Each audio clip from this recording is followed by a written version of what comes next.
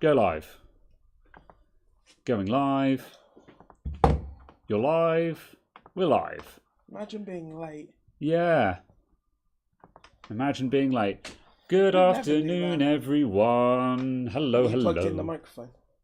The microphone is plugged in. I haven't sound checked. Yes, we are audible. I need to move the microphone because it's in front of me and not you. So I should do that as well. Let's see.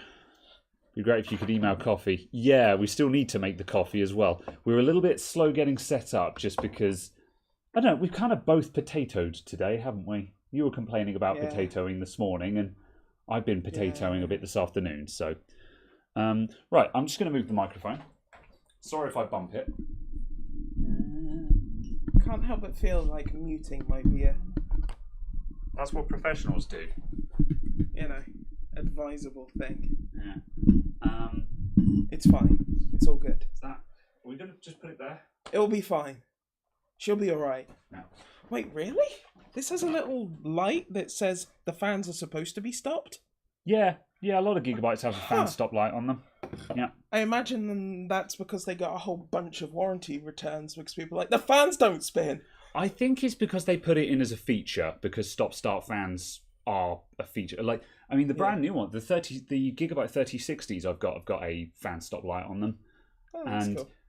Part of me is like, in a way I like it because I like stop-start fans. Sometimes they're good and sometimes they're bad. However, at the same time, I'm just like, I don't need a little gimmick indicator to tell me that the fans have stopped, you know? I can see by the fact that this fan is not moving. Yes. But I don't know. Yeah. Good for test bench. That's very true, actually, Arnold G. So, yes. Graham sawing the legs of Caradox's chair. Rude. Okay, right. No? There is just no chair. Yes, we are running chairless today. Okay. Right, have we got everything we need to start? Well, to start, I think. Yeah, the only thing we're missing is coffee. Yes. Right. Do you want to talk about the cards while I get the coffee? Yeah, because I think you remember the conversation with the man more than I do. I roughly remember that the man came in and that he had multiple graphics cards. That's approximately what I remember as well. I'm sorry if you're watching, by the way.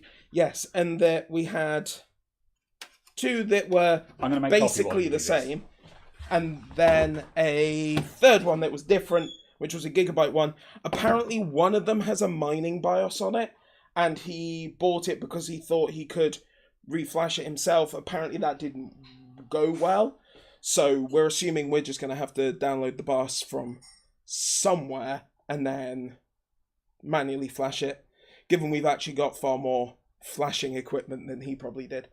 Then one of them just didn't do anything, apparently, and then, I don't know, he was also having issues with his computer at the time. His computer, which is conveniently here, which we are also going to be diagnosing and seeing what's up with that, because apparently that was having a bad time as well. So, yeah. We have an EX RX 570 04G, an EX RX 570 04G,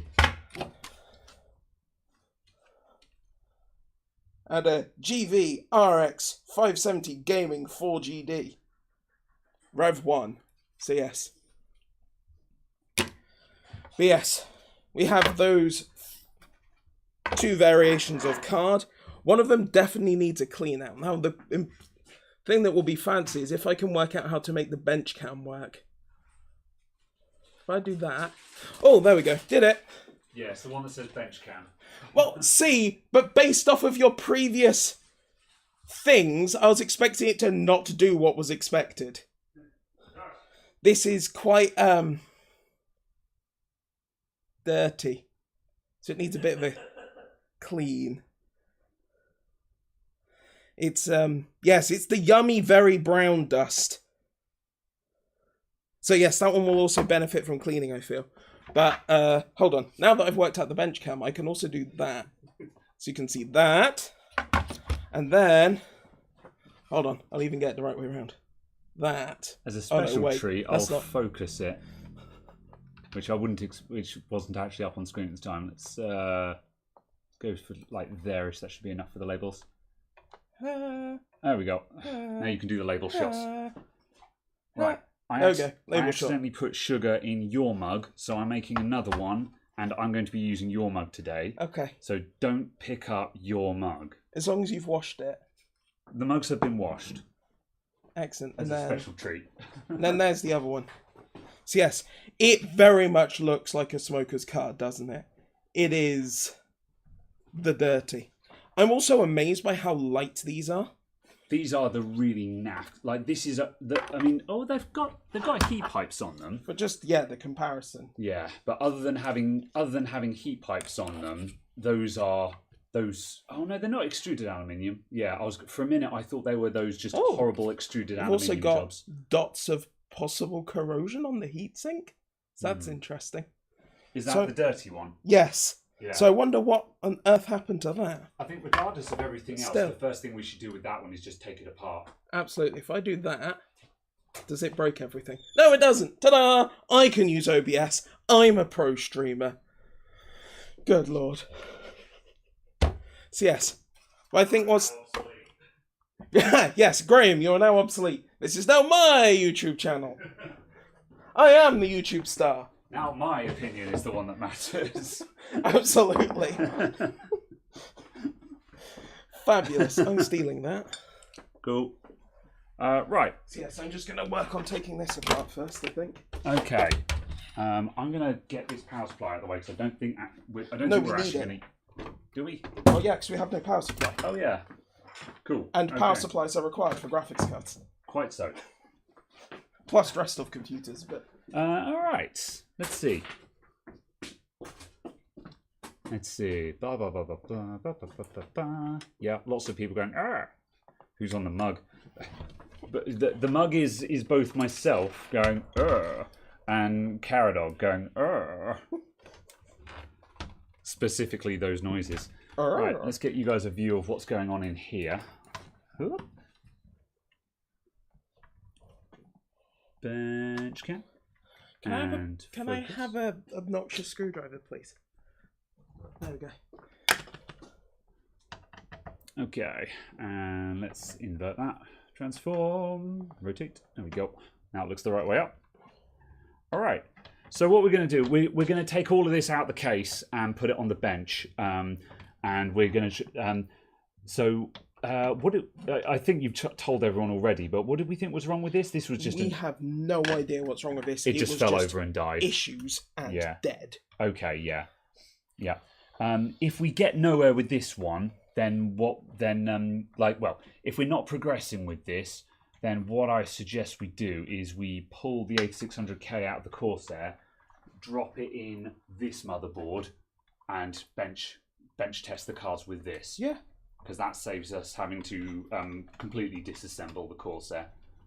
Oh yeah, I was going to say if it got to that point, I'd do it in case in that one. Yeah. So yes, we've got backups there. Possible upgrading these... Let me start that again. Postal, thank you for the £5 there. Much appreciated. Possible upgrading these cards to 8GB if you possibly fix them. Almost certainly no, because they're not our cards. They belong to a client. So, yeah, no. That would be very interesting, though, because I'm guessing these are probably great candidates for that. However, no is the short answer to that, I think. The tubes have perished. That would be... Oh, yeah. Oh, wow. Yeah, that's super knackered, isn't it? What the hell? It's not meant to look like that. Hold on. What the hell? Well, let me focus on that because I want to see theories on this. Yeah, what is that? It's not going to look like that. I think that's just a mixture of pastes that have all separated. Why is it brown? I don't know. Hang on, let's take a look at the CPU.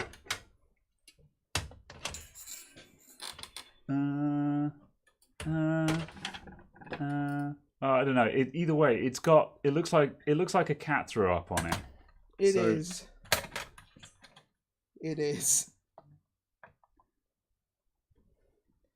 Definitely something. And the focus, go for the close-up. Yeah, we're inverted at the moment, so yeah. What the hell happened to that? I don't know, but it looks like the brown almost looks like rust. I think that's just funky thermal paste that is separated. I presume so, but it just looks really It just ill. almost looks like rust. Yeah. Yeah. It just looks really, really unhappy. Right, let's. I'm gonna adjust the camera again. Transform, flip. Try and go to the tall boy cam, and 90 degrees, focus, and straighten. This is a 4790K. Nice. Tubes leaked. Don't know. 4790K. That's nice. Yeah. Okay. They didn't clean it properly when applying the new thermal paste. Yeah, that's definitely it. I wonder if that's why it's gone weird like that. Maybe because, well, there's nothing wrong with mixing thermal paste. I mean, obviously you shouldn't. You clean it and put new stuff on. But unless it was part of just whatever was used to clean it got left behind. It could be because some thermal interface cleaning fluid is really weird stuff. Like, for example, this this Acacia Tim Clean that I've shown off before. It's fabulous. It's not. It's fabulous. I mean, it smells fabulous. It's citrus based. All the citrus. Yeah, it's citrus and it smells delightful, but it doesn't evaporate. You have to dry and clean it off afterwards. Like, alcohol evaporates in seconds, but this stuff doesn't. And I've actually stopped using it because every time I finish it, it leaves a film on everything, and you then have to clean it off afterwards, which is like, so I have to clean off my cleaner, and so I stopped using it. Maybe it's just because it's super old. I don't know. So yeah, like when I started using it, I was like, oh, this is nice. It's a bit less vicious than alcohol, and it smells nice. But after I used it a couple of times, I was like, this isn't great. I'm going to start using alcohol again. So yeah, you wonder if the H60 is goosed. I would say yes. Whether it works or not is another question. It probably still functions, but I would replace this cooler. Yeah, I wouldn't. I would replace that. However, does it cool the CPU? Probably is the answer to that. What's up, Firephone? How's it going? Great voltage injection video. Thank you very much. You can also use canned air to show bad components. Oh yeah, the freeze spray method. I didn't think of that. Yeah, freeze spray method is another valid thing. I did not think of that. Where's something that I don't care about? Hang on a minute. I'm going to demonstrate freeze spray while you clean that up. Because I actually have it. If you have most cans of compressed air are invertible, and this doesn't work if you have invertible, but if you buy freeze spray, or if you have a non-invertible air compressor like this one, then this happens. So here's a test motherboard, and if we hold the can upside down, and it will freeze like that. And now there's frost on the board. And so now if we apply voltage injection to that, the ice will melt where it is. So yeah, that's another way you can find it. So yeah, I'm sad I didn't think of that because I could have demonstrated that in a video. But yeah, I've never used the freeze spray method before. But the thing is, now I have a thermal camera, I'm just like, I don't need to do any of these methods. So yeah, let's see. Thanks, Chris, whatever that was. Let's see, which webcam are we using for the overhead webcam? It's a Logitech Brio, which is currently in 30 FPS mode. However, in the videos, we have it running at 60 FPS. Do you know how I blasted that out several times? Yeah. There's a knack to it. It's possible that you're just bad at using the air compressor. No. The volumes of dust that came out of that were horrifying. It's still very dusty. Yeah. The volumes that came out of that. Volumes, Caradog. Cool. Well, it'll all clean up. Absolutely. Yeah. But yes, I mean, yeah, to be honest, so much. I don't know if it's worth cleaning this thing up because, yeah, just all of those rubbers have perished. It's curious. I've not seen that happen before. Like, that hasn't happened to my other ones, and I've got Corsair coolers. Oh no, actually, I don't know. That's like the very first one. I was going to say this one is actually a really super old one, isn't it? Yeah. Yeah, it's entirely possible that this thing is clocking. Got to be 8 years old, hasn't it? Yeah, it'd be about that. Oh well, put that to one side. Free spray can hide stuff by shrinking a shorted cap back on. Ah, that's interesting. Really? Well, yeah, it will make things contract. But then on the other hand, when you apply heat, stuff might expand and reconnect. Well, yeah, that's exactly what Dilkar is referring to. Yeah, when you freeze it, it shrinks, and a contact might come off of the board, thus not being shorted anymore. So yeah, that's interesting. Let's see. Can we use the GameMax AIO that I sent if that one is broken? Possibly. Cover the CPU socket. Don't want to drop something on it.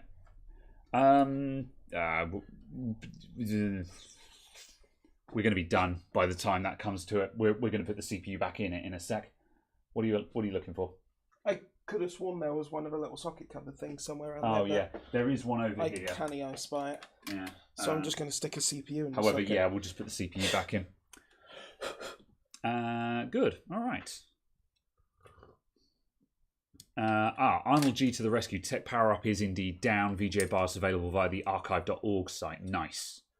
There we go. What's the best approach to really clean out a fan? Take it apart.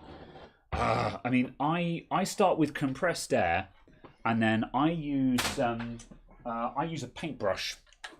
I have various paintbrushes lying around, and if I grab a fan, I'm not going to grab the dirty one because it's attached to something, but air blast the fan, and then I hold it in my hand like this, and I just brush the fins as I turn the rotor with my hand, like that. Then you go around the outside like that, and turn it over, and do that, and stuff like that. And with a bit of care and attention, you'll get it all out. With paintbrushes are magic for this kind of thing. So that's how I do it. All right. Okay. Status report. What we're using to cool? Right. Well, first of all, we want to find out if it works. So I vote we get the freezer. Yeah. Cooling. Done. Yeah, that's fine. And as a special treat, we'll plug the fan in. Yeah, that's fine. We have onboard HDMI. Where's your HDMI? Good question, well presented. It is there. Ugh. CPU fan. Bam. Bam. I'm going to adjust the camera so it's giving a better view. It won't be upside down in a minute, folks. Transform. Rotate. There we go. All right. So we're doing a BIOS reset here as well. We've got the RTC battery out. And as an interest thing as well, just because this thing is getting on a bit, it's a Z97X. We'll just check if this battery is still good. It needs to be, because I don't actually have any spares right now. Well, we can take one off of one of these boards. Oh, that's true, yeah. It's at 303. That's good enough to function. Whoop. Good. Next time, get the big cooler. There you go. Good to see that we both have trousers on.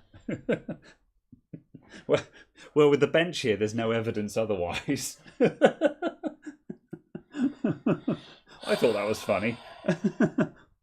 You made me laugh.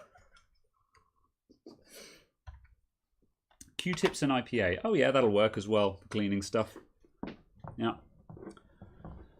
And wet wipes. Yes, that also works.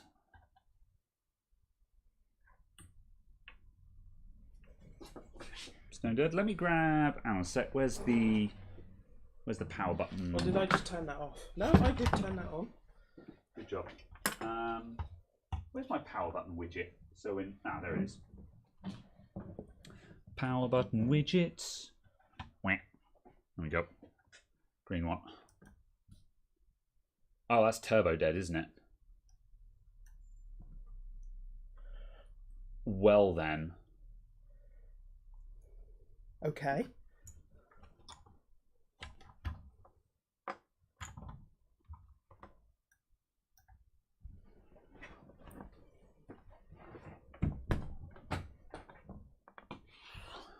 Yeah, no, fine. Okay. We've got 5 VSB because we've got a glowing power light up there. What are those other 2 switches? The BIOS. They're the BIOS settings.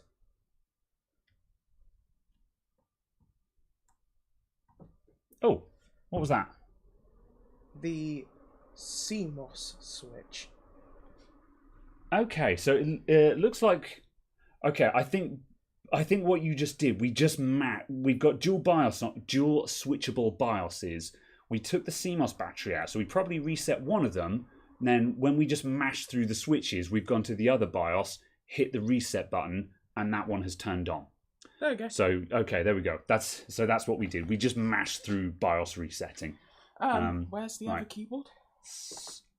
Other keyboard signal out. Oh my! What do you mean signal out of range? Yeah, on your left now. Let's just see if I can get you guys a picture. Where's the? Oh, for heaven's sake! Ooh, I'm not sure. I tell you what, I'm going to give you this one over here just because I know where it is. There is an Intel lanyard with a unifying receiver. Oh, that'll be it then. Yep. Put that back there. Right, my capture card is playing silly beggars with me. It doesn't like this resolution. However, okay, this will probably come good in a sec. We're currently on BIOS has been reset. Enter BIOS or load defaults and reboot. So let's hopefully we should get signal in a sec. Yeah, swing through to just no boot device detected. There you go. Oh no, this thing's. Oh.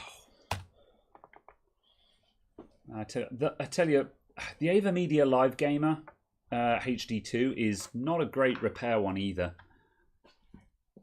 I'm going to switch the capture cards we're using.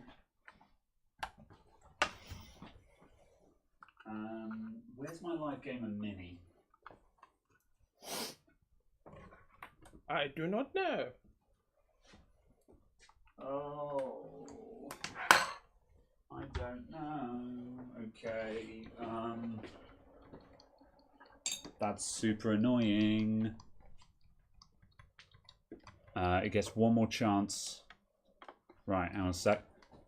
Let me just see if I can bully the thing into working properties. Resolution, automatic. Let's just see if that'll auto-detect.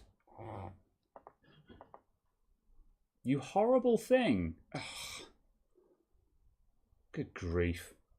There we go. Right, well, the good news is it's booting up. Let me just try and actually get you guys a picture.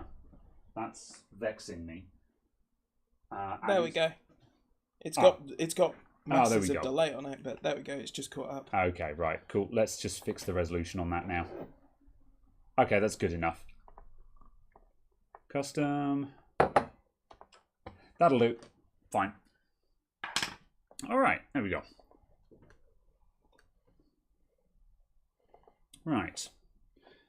Signal out of range. No, that wasn't OBS. That's the capture card. So yeah, the capture card didn't like the super low resolution that the motherboard was outputting. So, okay, right. So, this thing require proper cooling.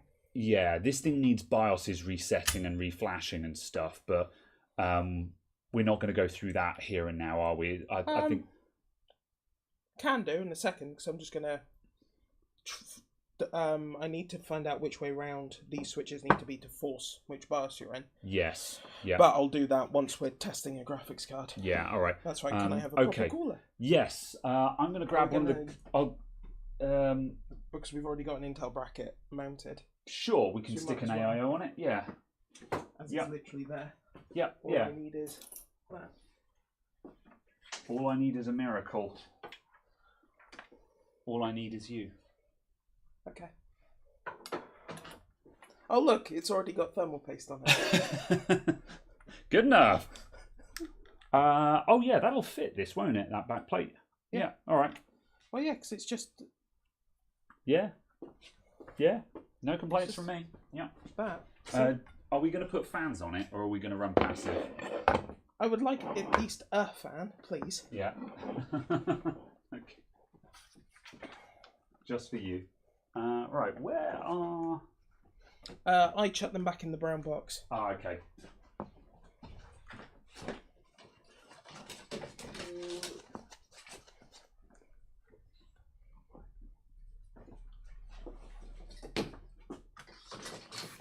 I'm going to grab the little NZXT fans. Okay. Are they? Right. Oh, you have one. Yes. They were around. I didn't get them last time just because I picked up the first pair that came to hand. Yeah. Just for speed.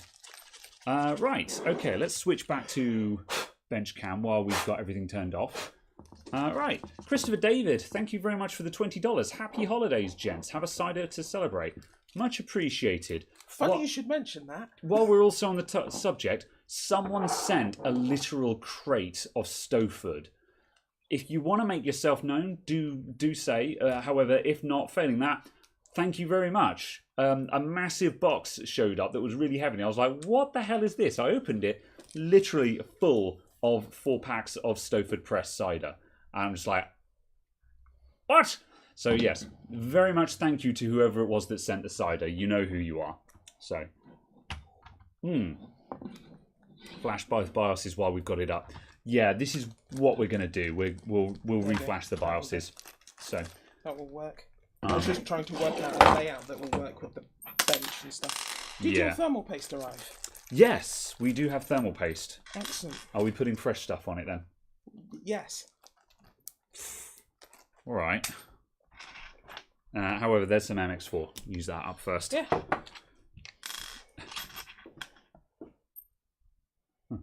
Thought I heard someone at the front.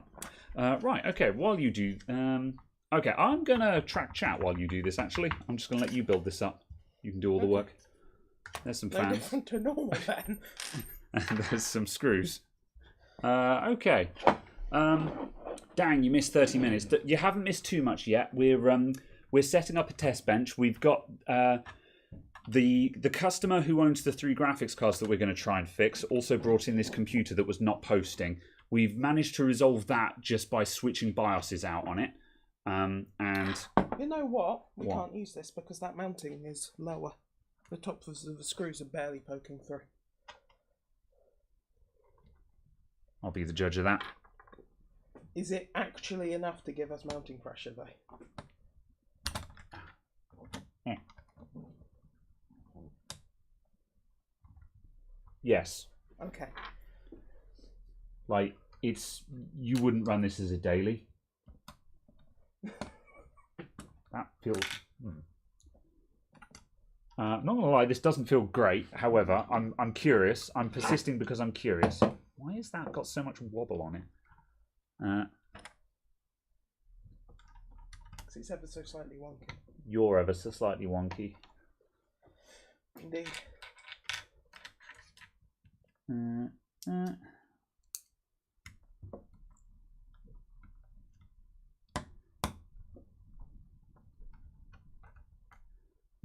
Good enough.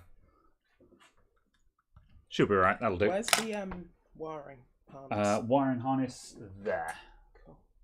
There we go. Okay, where were we? Yep, so we're currently just setting this up for bench testing now. So yes. Alright, where are we? Video BIOS fix, use onboard graphics. Yeah, that's pretty much how we were going to start off with.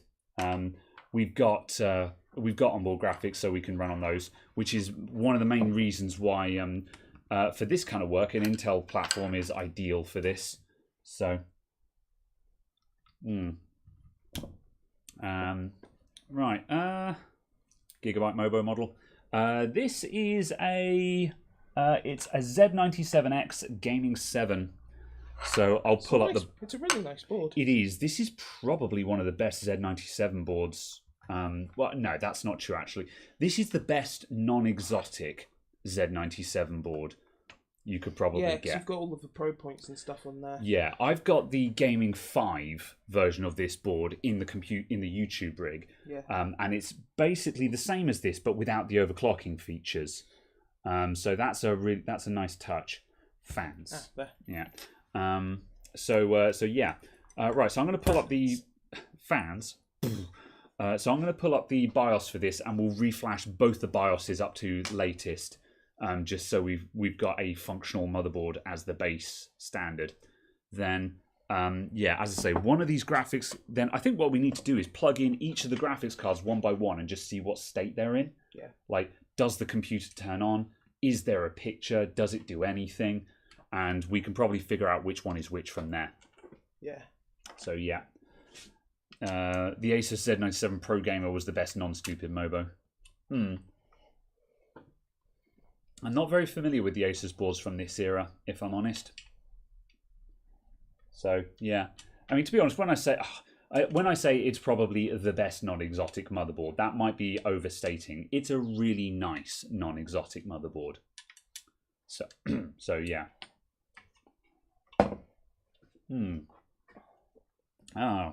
Jason Smith says, I was the sender of the Stoford. Thank you very much, Jason Smith. Much appreciated. We'll might crack some of that out today. We'll probably crack some of that out today. We'll see how it goes. In an ideal world, I don't know. Anyway, what's the street value of this motherboard now? I don't know. Probably. Chris might be able to tell you that. Whatever it goes for on eBay, to be honest. Old stuff is really weird because theoretically it shouldn't be worth much, but there's going to be people out there who've got like an i7 4790K like this and no board to put it in, and at that point they will pay £100 for a motherboard, even if it's a 8-year-old motherboard. Although at the same time, 4790Ks are still eminently usable. This is true. And also, it's a half-decent overclocking board, so it might be worth picking up for that as well. Yep, certainly for having fun with, yeah. Cool. Groovy. Okay, right, so... I'm going to take this one. Do you want to start it up again first, just to check the cooling and everything? Make sure we've got that cooler on straight and that kind of thing. This is one of the rads that the AIOs that we refilled last week, so it hasn't had a lot of testing on it. So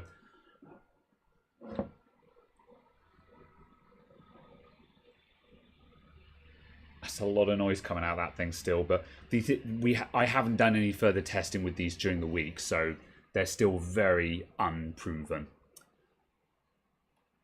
Why do people use water cooling? It's such a faff. Air cooling is far simpler and better. Because water cooling is better. I'll rephrase that. By better, water cooling is more effective at cooling. Now, there are caveats to that. However, a water cooler will outperform an air cooler. So, to an extent, you can argue, oh, but a Noctua, yeah, sure. If you get one of the big Noctua hunks of metal, that'll be pretty good as well. However, these things are incredibly effective and have minimal bulk to them. There's just a bit more wiring on them. So, yeah. There you go. Right. I'll leave that like that whilst I wash out the cut I managed to give myself. Oh, bummer. Yep, all right. I will be a moment. Try not to die. I'm going to pull up a BIOS for this thing. So, all right, let's see. Gigabyte... Z97 X Gaming 7. Right, what revision is this motherboard? This motherboard is a revision 1.0.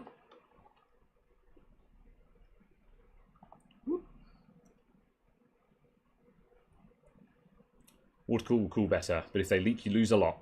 Yeah, well, don't have a leaky water cooling system then. Now, I know that seems like a dumb thing. I know it seems like a dumb thing to say, but I've been using AIOs for years, never had a leak. I've never met someone who's had a leak. There's going to be people out there who have had a leak, but I've used a lot of these, never had problems with them. These are the first ones that I've actually had that have been problematic. in all seriousness. And they are like 6 years old. Yeah. So I'm not saying that like we had this discussion last week, to be honest, is, you know, I'm not saying that, like, obviously an air cooler is a block of metal with a fan on it. It doesn't get any more reliable than that. So yeah, air coolers are technically more reliable. However, AIOs, they are sufficiently reliable that I do not consider it to be a problem. And I prefer them because you move all of the metal to the case instead of having it hanging off the motherboard. I don't like big air coolers hanging off the motherboard, if I'm honest. It's not my cup of tea. Oh. But use what you like. That's the thing about custom computers. You can use whatever you like. So I think this has got PCIe switches. Ooh, tasty. So I think these are PCIe switches. Yeah, although that much being said, this is still an 8X lane. But yeah. Let's see, BIOS. Okay, BIOS F8. Is that it? They only went up to an F8? Yeah. Wow. Back in these days, there wasn't a lot of BIOS development. It's funny I would how have thought that would have thought that the Gaming 7 would have randomly jumped from like F8 to F35 or something. Yeah. No, this is the thing. Like, it's only like these days, everyone's just like, oh, latest BIOS, latest BIOS. Like, more or less up until Ryzen, no one cared.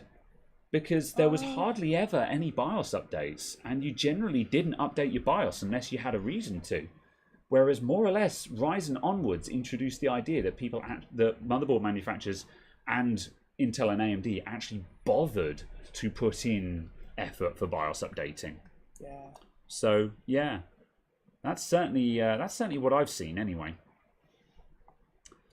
Is it me, or does that look decidedly like a SATA power connector?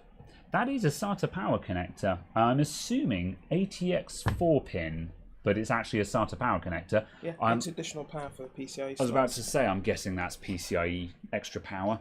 For like the what was it? The 5990, the AMD dual GPUs on a single card.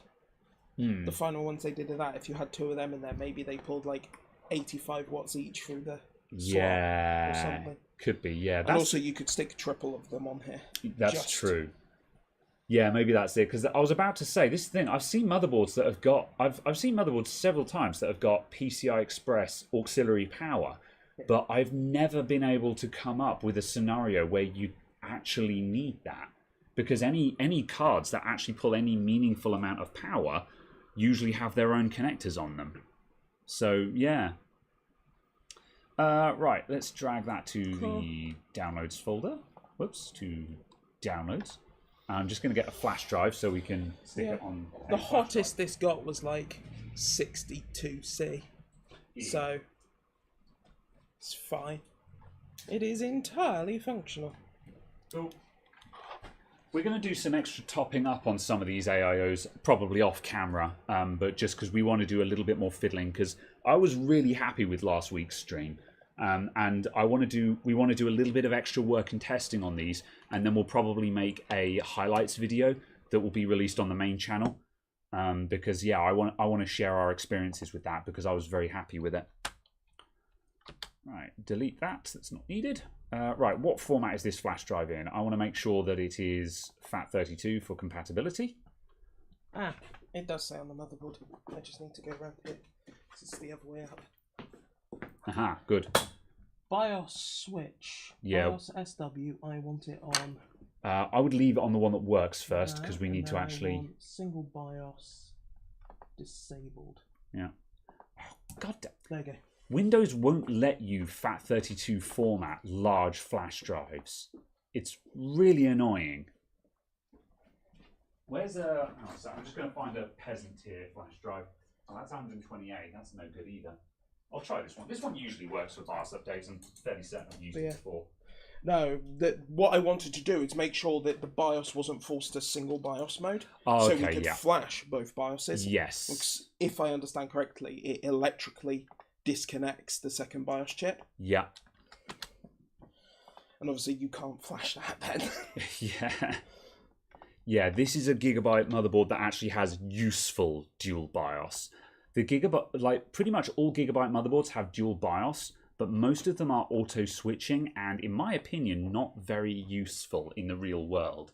Whereas this one, because it's actually mechanically switchable, and you can select which BIOS you're using and whether the other one is connected or disconnected, it's actually usable. I mean, if anything, just straight away it's recovered this board with no effort. So that's handy.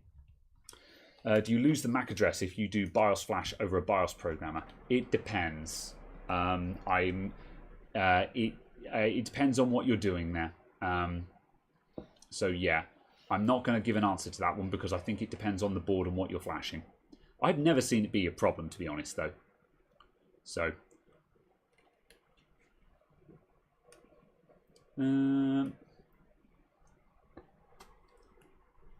FFS, you guys didn't ping me. Spud Nugget, we go live the same time every week. Hello, by the way. Welcome on in. It's only been 50 something episodes. 60. This is the 60th episode. That was so close. Yeah. We haven't gotten started on the graphics cards yet, though, Spud. Also, I'm gonna mod you, Spud, just so your name highlights, just because you will probably be relevant to this stream. Where is the maybe anyway BIOS flasher? I can't remember where it's hiding. I need to restore chat and Spud, I need you to be a moderator. There we go. Oh, Q-Flash. Wait, what? Q-Flash is over there, but I can't... Oh, it's F8, isn't it? Yeah. I'm an idiot. I entirely forgot it's just F8 for Q-Flash. Yeah. Update BIOS from Drive. Good. Drive. There we go. Yeah, don't worry, Arnold. We'll find it. We know how to flash BIOSes. We've done this before. What? Oh, there we go. That was bizarre. I went into a pen drive and all that was on there was the file structure. Huh. Odd. What? Oh, what was it on? F7? F6. F6. It's on F6. Oh, yeah. Which is apparently 2014, so we're going from 2014 to 2018. 2014. Do you reckon that was out of the box board, or do you... Hard to tell. 2014? Yeah, that's period for this motherboard, Yeah, isn't it? I don't know if I'd expect an F6 to come on the board, though. Like an F3? F3 or F4 maybe, yeah. Yeah, it's probably had... Maybe it had one update when it was built, or something like that. Yeah. Oh, I've just realised we're not showing you any of this. Hang on a sec. Can we show you this? No, we can't, because my capture card sucks. I hate everything. All right. I'm going to go back to getting sulky about capture cards for a moment. Cries in peasant non-mod. Well, Night Fusion, if you know how to fix graphics cards, then I'll make sure that your name is highlighted in chat as well. That's why I've modded Spud Nugget, because I want to make sure that I can see his name in the chat when we actually get to the graphics cards. That's literally why I've done it. So erasing now. Is the expensive capture card not playing ball? It doesn't like low resolutions, which is obviously kind of important if you're doing repair work with it. I still think you need to get one of the EVGA capture cards. They're specifically set up for working in BIOS. Yeah, I'm actually beginning to come around to that idea. Originally I was like, look, I've got like 3 capture cards lying around. I don't need another one. However, I think you're actually right. Yeah. And I think my other live gamer is at home. You have the little USB one somewhere, don't you? I do. However, it makes it very difficult for us to get a preview with that one. But that might be what we need to switch over to, because I can't find my live gamer mini anywhere. Oh, actually, it might just be under the bench here. Can I nosy under here? Yeah. No.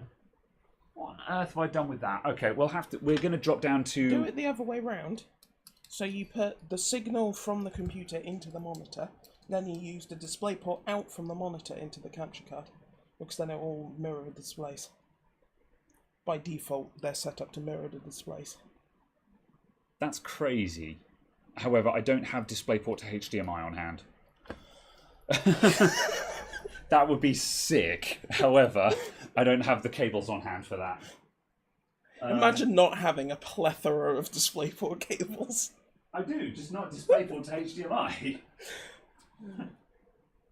Right, hold on a sec. I'm going to switch stuff out. there will probably be plinky plonks and stuff like that. Ditch that. Bidoop, bidoop, Plug that in. bidoop, bidoop. Ditch that. And we need that. It would have been very awkward if the motherboard had turned off just as you did that. And we need that. And now I need to switch this display over because it's just wiped everything off of the screen so we can't see anything now. DisplayPort. Now I need to arrange everything so I can see what I'm doing again. Good. Right, that goes over there. That goes up there. That gets closed. That goes there. And now I need to get us a preview. So we're going to go... so let's go full screen preview. Put that up there. And now we need that. Turn that off. Add video capture device. Ali card, I will call this. Because I have no idea what it's called. USB video. Bam! It is called L-Fang or something, I'm sure. Right, and I'm going to leave the settings for it at the defaults because I'm scared that it'll break. Alright, let's put that there. There we go. Alright. Ah, you also have a little LED for which BIOS you're on. Oh, neat. Neato. Good. Updating BIOS. Updating your macOS BIOS. Oh, did it do both? That's Yeah. good. That saves us a job. I figured we'd have to do. I figured we'd have to do both of them independently, because that's the thing. Really? Oh, is that how it normally goes on these? I don't know. So I've only ever seen auto update both. Yeah. See, I wouldn't want to auto update both because that means that if your image is bad, you've nuked both of your BIOS chips. Then you untick it. It's a tick box. Oh, is there a tick box? Oh, Yeah. okay. Yeah. I did not know that. So yeah. So yes. Where are the beers? We'll probably break those out in a moment. How are we doing? Are we going to just take that apart first, or are we going to see what it does and then take it apart? I think we should just see what everything does first. Cool. Always reproduce the fault first, because Absolutely.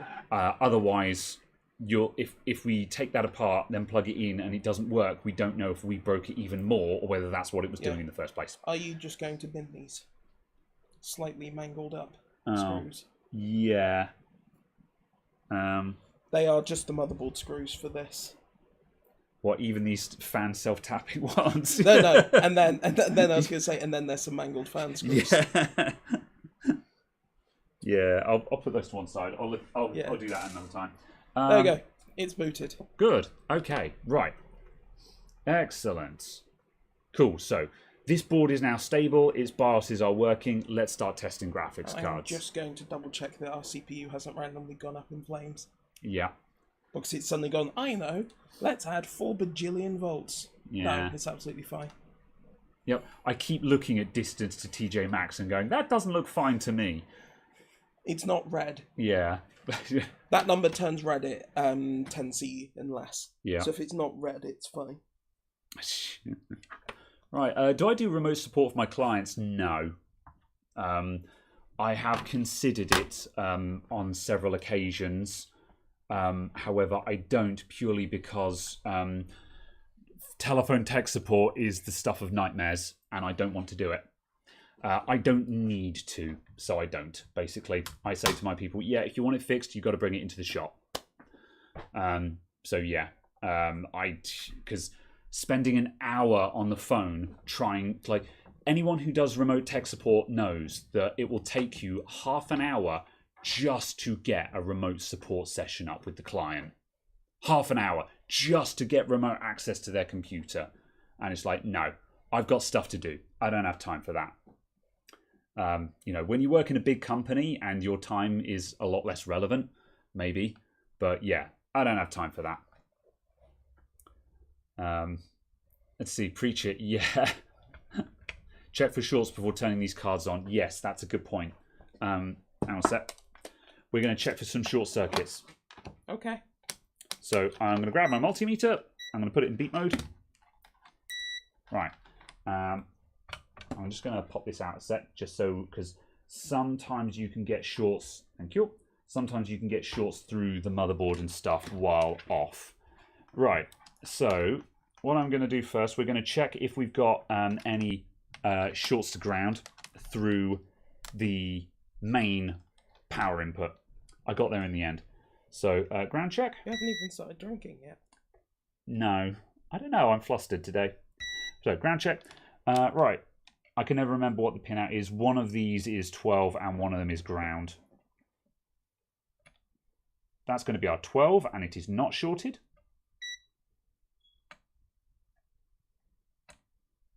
That's interesting. That gave us a quick beep.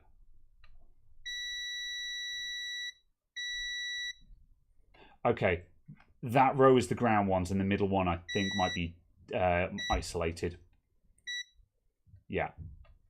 And those ones are 12. They gave a quick beep because we had inrush into capacitors and then stopped beeping. I'll do this in a bit more. I'll do this in a bit more detail on the next card. However, no, it's not shorted. Fire it up. Okay. Right. I'm just going to get a. I'm just going to get a reference up just because doing this on the fly while running a live stream is making my brain potato. So PCIe 8-pin out. We do also, I think, have fuses, which is surprising. Yeah, that does happen sometimes. Yeah, that's true. I wouldn't rely on that because not all cards will have fuses. Or no, I know, but just statement. Ah, it looks like these might have fuses. That would be nice of them. Yes. All right. We have fan spin. Grr. It's fixed. If only. Right. Do we have video output? Bam. Yes. We do. Oh, okay. We got something with this one then. I can't help but feel that it was the motherboard that caused the issue with one of these cards. I think you might be right. Because the motherboard was very unhappy, wasn't it? Yeah. It's entire. Yeah. This is quite possible. I wonder if I still have the drivers down. Imagine if all three of these are fine. One of them shouldn't be. Yeah. No, I do not have current drivers. Okay. Let me. I also do not have the Wi-Fi. Yeah. It's slightly too old for that. Oh yeah. Oh, that's a bummer. Right. Let me find you some Wi-Fi. Oh. No, I have drivers. Never mind. Okay. Yep. Oh yeah, because we've got old AMD drivers somewhere on this system. So it just sorted itself out on that front. Yeah. Yeah, heaven it. Yep, let's do it. Something, a place on Earth. Ooh, heaven. You know what that's worth. Why would you need to reset the BIOS after flashing the BIOS? People, yeah. I think it's... Hello! Ooh. I can't help but feel that might be a little bit broken. Yeah, that's not what it's supposed to look like. That's hard locked the PC. Yeah. That's silicon, isn't it? Yeah. RIP the RAM. All right, so this one has got silicon problems. That is yeah. Yes. I can confirm. Yes. All right. Okay. This one's game over for now. We're not dealing with a silicon issue on a 3-hour live stream. However, if we wanted to get nuts, this guy is now a prime candidate for attempting a VRAM swap, which is dependent on being able to find the correct RAM chips and then BGA swap them. Now, for a long time, I didn't think that was possible. However, one of the chaps, can you remember who it was in the Discord that was fiddling with that on an NVIDIA 700 series? Because they swapped. Someone in the Discord did actually successfully swap a VRAM chip. They had another dead chip, so it wasn't a success. But they swapped in a memory chip, and the card was partially functional. You know, so it was less broken. Yeah, if they had done all of the chips, the chances are it would have worked. But they only did one of them. So. I presume you want to poke yes, yeah. So let's do some more poking. Hang on a sec. Bench cam.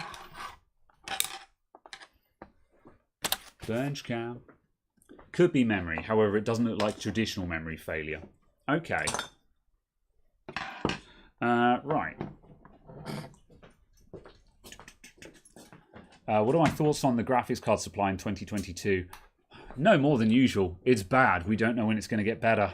I wish I could say something more useful than that, to be honest, but I have no other input, in all honesty. So, right. Yes, hello, Spud. It could be memory on this, but it doesn't look like traditional memory failure. Interesting. Please check the PCIe power slot as well. Yes, good shout. Okay, right. So, firstly... Oh, yeah, so that's... where's my preview? There we go. Right. So, now I've got the pin out in front of me just to remind me what that is. Okay, so our top row... Our top row is grounds, except for this guy, which is a sense pin. Which is why that guy was not giving me beeps previously. And then the bottom row... is... oh, sorry. Yes, those three are 12s. And that is another sense pin. Has the heater been on the entire time? It's been on... Ooh. It's been on this is not warm at all. It's on thermostat. Thank God for that. Okay, yeah. But I was just like, why is there motor noises? Why is there whooshy noises? Oh no, it's the heater that has the the plastic side panel next to it. Yeah, alright, ground check is good. Ooh. Come again. Okay, I think that's sense B. Okay, I'm getting confused as to the male and female connectors here, I think. Either that or this is wrong. Why is that? Oh, that's sense B. Yes, I was looking at it wrong because I'm a potato. That's sense B. That should be grounded anyway. That's fine. However, the 12s are not shorted, so that is fine. Then PCIe power, I believe, is these guys down here, unless I'm mistaken, aren't they? I have no idea. Slot. Stand by, looking at references.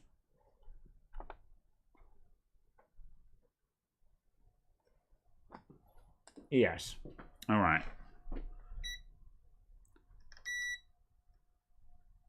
Okay, we've got a fuse at the PCI Express connector that is not beeping, and I think this side is ground. The long finger should be ground. Some of them are and some of them aren't. Yeah, we've got a couple of beeps on those. I need to look at the details of this. However, the giveaway is we've actually got an input fuse down here. On shot, we've actually got an input fuse down here. That's the guy that we actually care about. That's where it's coming in. So, yeah, the input fuse is... Oh, input? That's the 3.3. Okay. Right, hang on a sec. I'm going to actually read what Spud is saying. So let me just rearrange the camera because I don't like this camera angle. Whoop. Right, let's arrange this so everyone can actually see what I'm doing. I'd forgotten about checking. I'd forgotten about checking for shorts in advance of this, which is why I'm woefully unprepared for this shot. When we're doing stuff, generally speaking, I'm planning ahead what camera angles we're likely to do.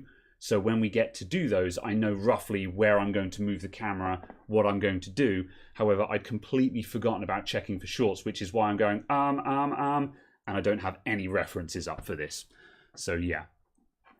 Right, let's have another look. Okay, looking at the front, the 12 volt was the first 3 pins on the left. Okay, so let's get my probes the right way around again. Not that it particularly matters for short checking. Right, yeah, quick beep. Yeah, first 3 pins, all clear. And then we've got a ground. So 1 to 3 is clear and 4 is grounded. Can we jump into VC? You're going to be typing a lot. Yeah, hold up just a little bit longer. And we'll just see if we can get there, because I'm not quite sure how to do that with our current setup. So yeah, the fuse we've already checked. That's our 3.3 volts. So yeah, I'll check that on both sides. No, nothing on that fuse. Cool. Right, so what is the backside of that then? Because my references are really unclear. However, I don't think we've got a short here. So, where's my reference gone? Let me put that there.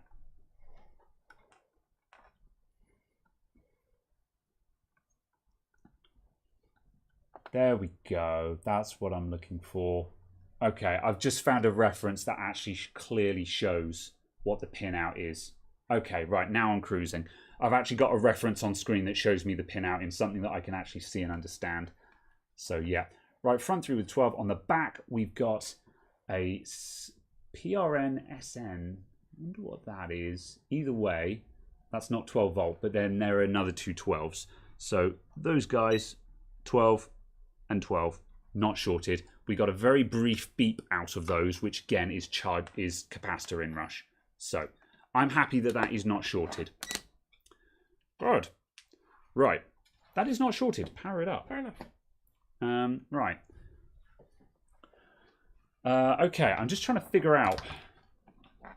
Let's go a little bit further first, just to see what we're doing, and then, if necessary, we'll see if we can get spud into VC. The problem is, well, I can just jump into it on my phone and just put my phone there. Yeah, that would because work. Then we can hear him. Yeah, that's the problem. That's what I was concerned about. I was like, because none of us are wearing headsets, which makes getting his audio to the stream very difficult. So yeah. All right, hit it. By repeating yourself. Yes. Fan stop light is on. Yeah, so that's fine. It was just the fact that I suddenly heard as a motor that was trying to turn. Yeah. Is it worth checking to see if any have a funky mining BIOS on them? One of them does, we believe. However, we won't know until we actually power it up to see what it does. All right, that looks like the system is booting up because we've got SSD activity on our lights. However, we've got no signal output. Can we do DVI or DisplayPort? We can do DVI. Just to at least get a picture. Just to see if there is a picture, yes. Yeah, just also a case of because the HDMI port might be broken. Yeah. Or something, because we don't know specifically what status this is in. Yeah. There's a DVI to HDMI. Cool. Right, let's take that off. We appear to be booted. So bench cam, and I'm just going to add in a capture here. Video capture device, add existing, alley card, whack, and let's just put that up there. And then I'm going to move it down there. There we go. That black square is our video capture. Right, so we're into Windows. I would give that a reset.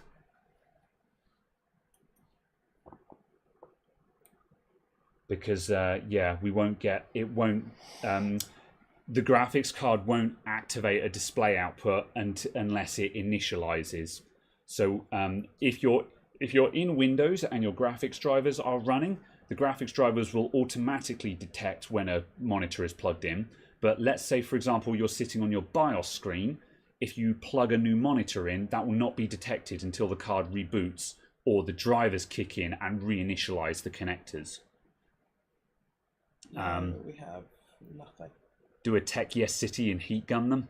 Ooh, I bet that didn't go down very well. Yeah, okay, right. Okay. Fine. Very good. Okay, so that one...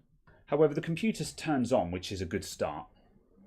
And also the fact that, the LEDs come on and the fan stop light is activating. I'd like to see those fans spin. Have we seen them spin at all? No. Yeah. Only when I went...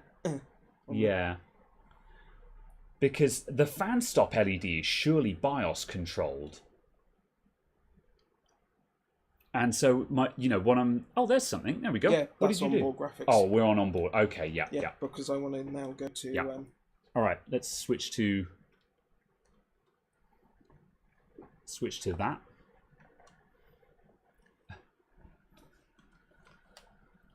Oh, there you go. We just have a day of delay on this. Thank you, keyboard. Yeah. Let's see. Is it safe to test faulty uncertain GPUs on a healthy motherboard? This is why we were checking for shorts. When I was faffing about with the multimeter, I didn't explain it very well because I did not prepare very well for this stream. And contrary to popular belief, I am not experienced with graphics card repair. People keep calling me up wanting to send me graphics cards because of that one GTX 960 video. And I'm just like, I don't know graphics card repair.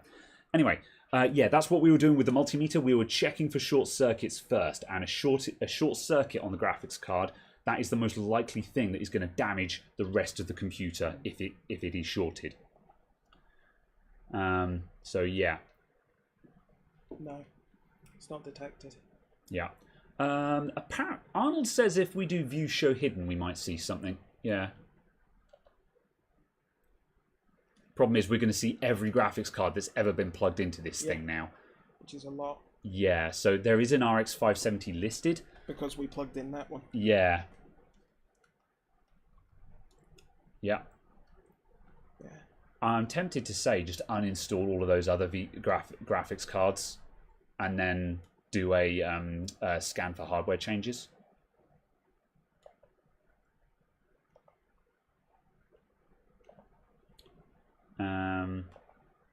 However, yeah.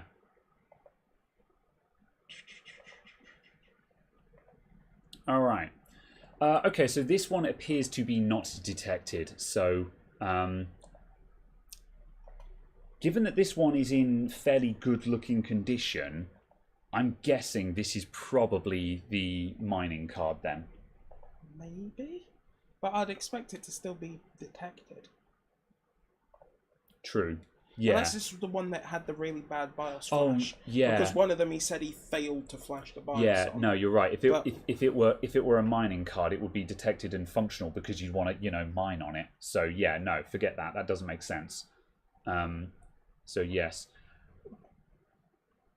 No. Yeah, okay. Righto. Well, the one thing I will try.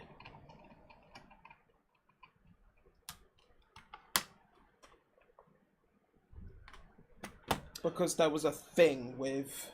It was an NVIDIA GPU thing, but where the cards wouldn't function at all if you didn't have a display out on them. Okay, yeah, yeah. They would not even be detected for some reason. Yeah. Okay. I can't remember. It was like 1 or 2 cards. Yeah. But yeah. Yeah, we'll... Okay, cool. So we'll let this reboot and we'll give it a second chance. Right, while you do that, I'm going to check for short circuits on this one. Very well. Oop. No. Yeah, cool. Okay, so that card is... This card appears to be kill. I mean, it lights up, but yeah. Yeah. All right. That's good.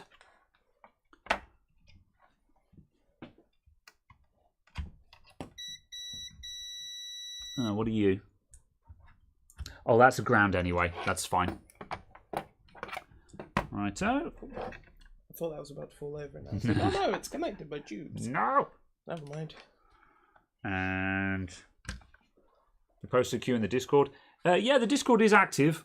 Unsurprisingly, I'm not reading it right now, though, so I won't be checking that, I'm afraid. But there are various people in the Discord, so hopefully someone will get to it at some point.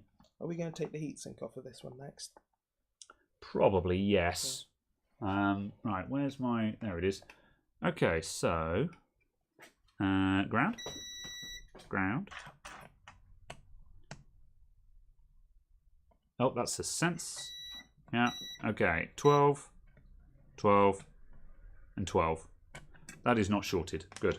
All right. I'm trying to get that connector off. Oh, I see, I yeah. was trying to get the connector off and failing to poke at it. Yeah. But I was going to try and poke at it whilst you were doing that. Yeah, fair enough. All right. You slap that boy in. I shall... This is the one that we want to take apart anyway. Yes. And has already been apart. Oh, yeah. That's certainly mangled, isn't it? Yep. Is it worth checking the GPU in another PCIe slot? Not in this instance. We know the motherboard is good because the first one we did that had the silicon issue was giving a perfectly good picture. And we would not be getting anything from anyone if it was a PCI Express problem. Oh, we have fans. Came across this channel yesterday. Awesome. Glad you're enjoying it. Welcome on in. Okay, back reading. Guard. All right. The system is booting up once again because we're getting SSD activity. However, that looks like a resounding no picture.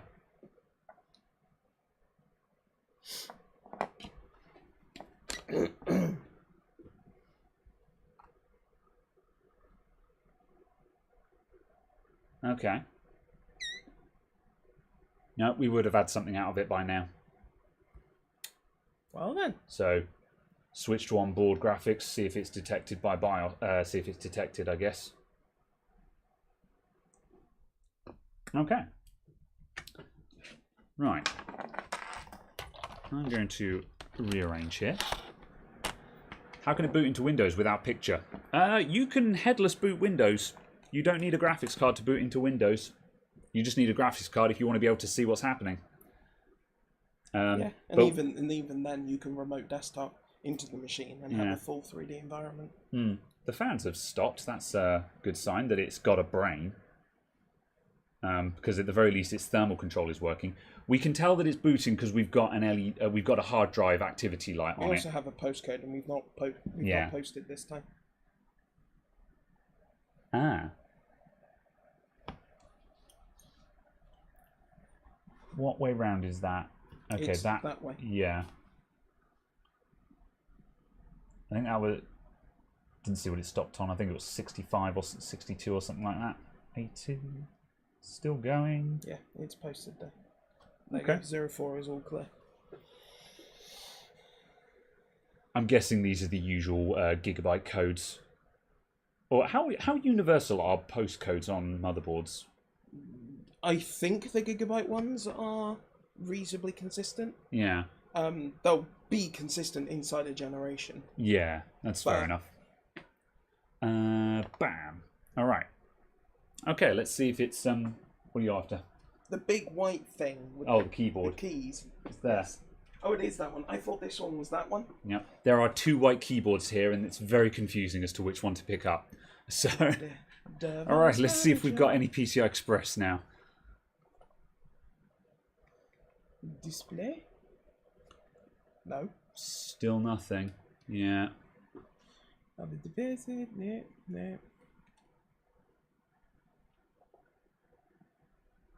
Nope. That's not a good sign either. However, again, I still contend that the fact that we're seeing the fan stop-start seems to imply that there's someone at home there.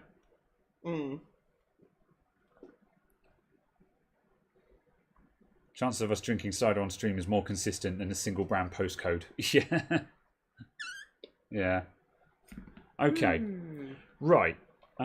So, which one had the silicon issue? Was that the gigabyte? No, it was this one. Oh, it was that one. Okay. Right. Cool. Fine. Okay. I'm going to put this one to one side for now because this is going to be the difficult one. This is the one that we're least likely to have any success with. Yeah. So I'm going to put that one to one side for now. Very good.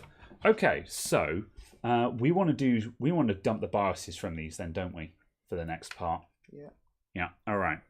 So. Good. Okay. I so. require poking tools. There you go. Groovy. Right, so we're going to move to BIOS dump then in that case. So I don't have the equipment for in-circuit flashing, so we're going to do chip off board. So let's get that to there.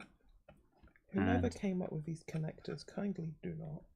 Yeah. The fact that it's got pins on two different sides. You might be better off using an actual pair of pliers for that. Bloody hell. Transform. There we go. That's what I'm looking for. Right, so we're going to dump the BIOS because we want to compare it with what the BIOS should look like, because then we can tell if the BIOS has been messed with or not. Or more specifically, if it's got a mining BIOS or something like that. It's the only one I'm doing when the thing's off. Do you want to take apart this while I do that? That one has the same, but basically it's a case of you can just lever it like that and then pull it. Yes. I was trying to take it off beforehand, so there was zero chance of cocking it up. That's what I'd actually do then. Yeah, okay, but right. I'm just going to that off for a it. second. All right. Let's start taking graphics cards apart. Indeed. All right, so we're going to take the coolers off of these so we can have a look. We need to find the BIOS chip, and we're going to do, as I mentioned, we're going to do chip off card. If I was better equipped, I would have a clamp for this, but I don't. So also, I'm not certain how you'd clamp it without taking the cooler off. Well, we'd still have to take... Yeah, you're right. We'd still have to take the cooler off anyway. So, yeah. Ah, these are different screws. Has Tech Power Up come back to life yet, or are you still looking at the archive? Right, how is that attached? That's attached from the top. Right, so that should be ready to come off. You just need to be aware of the two cables that are plugged in. Yeah. Coming off. Who's holding you on? I think it's just stubborn. I'm going to do the twisty method again. Come on.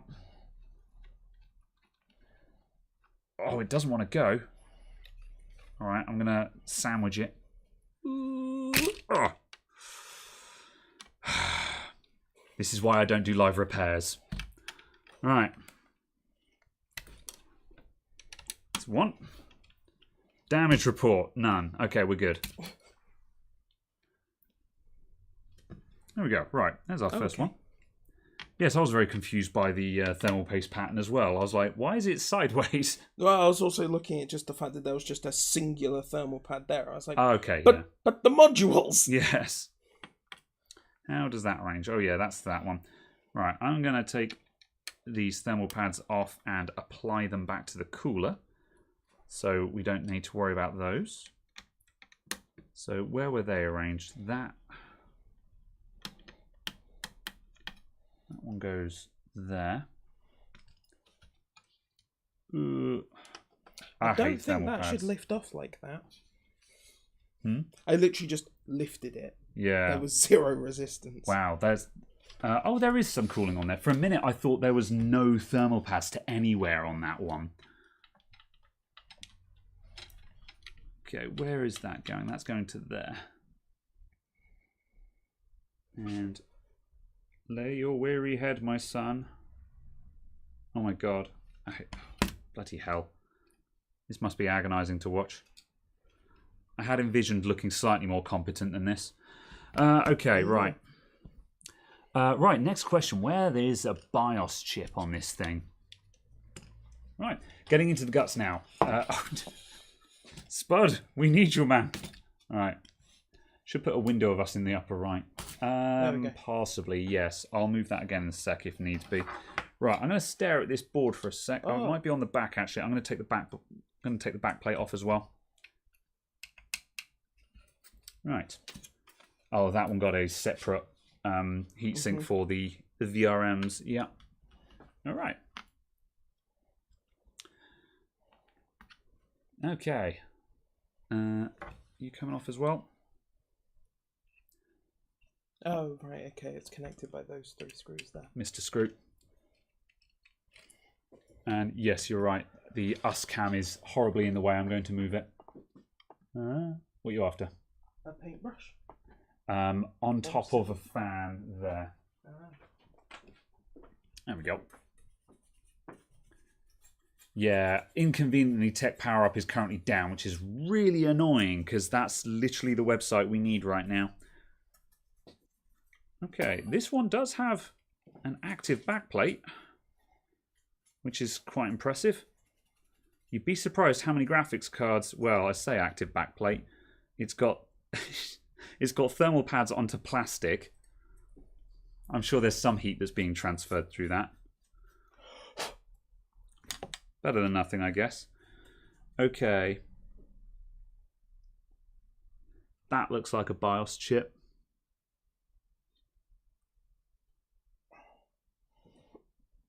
$25Q. Yeah, that's a SPI flash chip. I think that's our BIOS.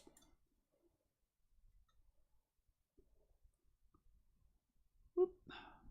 Near the GPU. Everything else on top is power. What's that? That's probably power. Yeah, that's power. All right. Okay, so. Oh, didn't need to take the cooler off on this one. So I'm pretty sure that's the BIOS chip. Oh yeah, just available on the back. Well, I mean, to be honest, that one we wanted to clean anyway. This one had to be taken apart anyway because just. Yeah. All right, so I'm fairly certain that that is our BIOS chip. So I'm going to zap that off the board, and we're going to dump the contents of it and look at it. Groovy. All right, let's see. So let's get the model number. I'm going to focus, and then someone can remember it or write it down for me.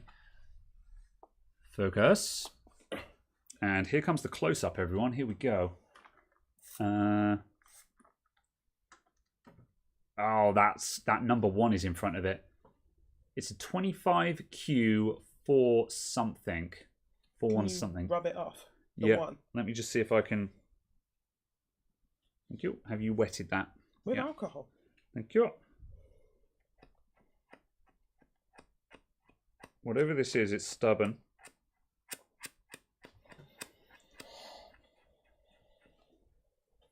That doesn't want to go. I'm going to put this down on the bench so I can hold it steady, and we'll see if we can decipher it. I've hooked myself. There you go. Right, let's go in for the bench super close-up instead of the me holding it up to the camera like a nub super close-up. 25Q14BT. Yeah, that looks realistic. Right, let me move stuff out of the way. I hate the setup today. I really hate the setup today. I would... Right. Let's go down to there. Let's go down to there. Isn't there usually, like, laser writing on the die?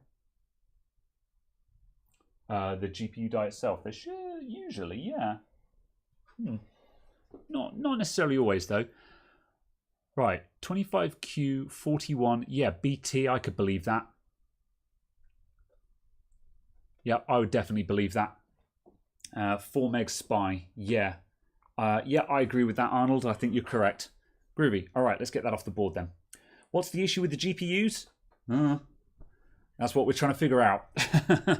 We suspect that at least one or both of these have either a bad BIOS or a scrambled BIOS. So we're currently attacking the BIOS chips on them to recover those.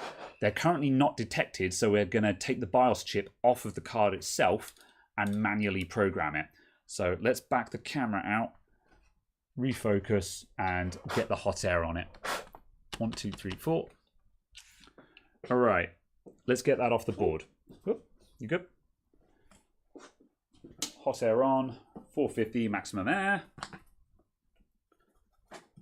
Is that your call sign now?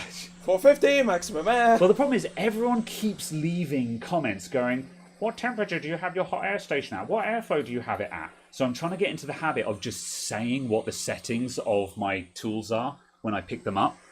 Oh, hang on a sec. It won't reach. I need to move the camera over.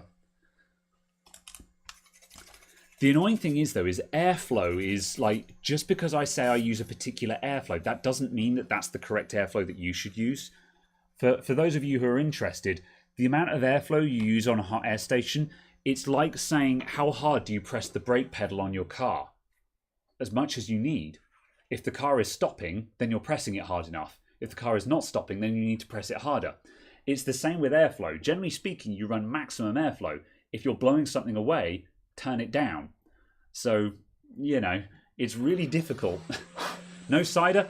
I'm in try-hard mode at the moment. And I'm a bit... To be honest, the cider might help that, actually. But let's see how we do. I might switch to it in a minute. I am kind of thirsty. This is a face of concern. Right, here we go. Get off the board.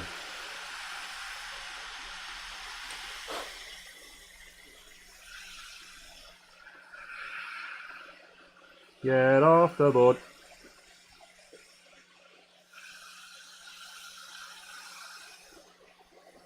I'm still too far away from the station. The hose doesn't reach. I'm going to move again. Sorry, everyone. Normally, I'm working on the bench over here. And at the moment, we're working all the way over here, and none of my cables reach. Let's go all the way over here. There we go. Right. Now my hose will reach. Shut up. It's the fact that you've had to adjust twice. Yeah. I might need some flux, actually, for this, for the people who are whinging about it. Normally, I don't bother fluxing for the for removal. However, this doesn't want to go. What? I'm so confused by Oh, there it goes.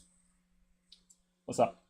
It seems to be applying cooling to a bare bit of PCB with a specially added bit. I'm just like, okay. I mean, unless it's trying to spread some of the heat across the PCB, because the circuit board itself is a heatsink. Yeah. So it might just be trying to spread the heat out a little bit more. Because, as I say, you can use your circuit board as free cooling. It just doesn't have a very high capacity.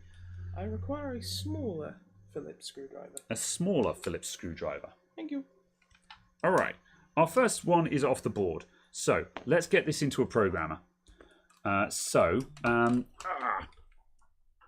need to grab my programmer, which is currently trapped. Release me. Set me free. And I need an adapter. Big one. Where's my little 150mm adapter? There it is. Cheat mode activate. Right, let's move you to one side. Okay, so this is an RTA29F programmer, which is my usual programmer that I use because it's the one that's wired into the desk. Okay. It's the programmer we're using. While we're using it, it's the one that's plugged in. Yes, pretty much. Oh, I burnt that slightly. That doesn't matter. That'll be all right. Did I knock anything astray? I did not. And there are no modifications to this. Oh, what, like extra caps or something? Yeah. All right. Where is pin 1 on this guy? Oh. There. Oh. Gross. But why has it got lumps? Why are there lumps in it? I don't know. It's probably been in a barn. That's where you keep mining rigs, right? I'm actually going outside. But also, the kind of people that have this kind of dust in their room are not tidy or clean people. So. Anyway, I will return. All right. Deposited this in. Yes, Caradog is going to take the medieval diseases outside. Ugh. All right. If your programmer has a BIOS issue, how do you reprogram it? With another programmer. I actually own 3 programmers, so yeah. What's up, Night Fusion? Right. Let's stick you in there. And let's get a read on this thing. Okay, right. Apologies to... Yeah, I have damaged the spacers. I am going a bit fast at the moment. However, the spacers will be okay. We've got spare ones of those that we can swap in, so it's all right. Right, let's move that to there. Okay, let's see. I need that. Close that for a sec. And let's see. I need desktop capture. What happens if I go to that one? Window capture. That's not what I want. Do I not have just display capture? Give me a display capture. Oh, the window capture will do, actually. Bam.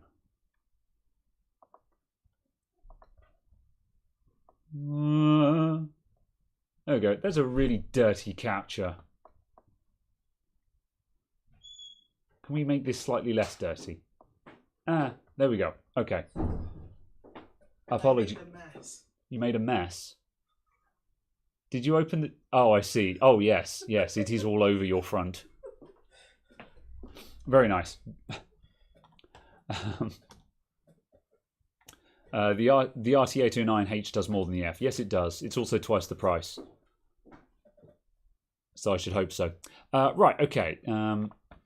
Right, what did we say this was? This was a 25Q14BT.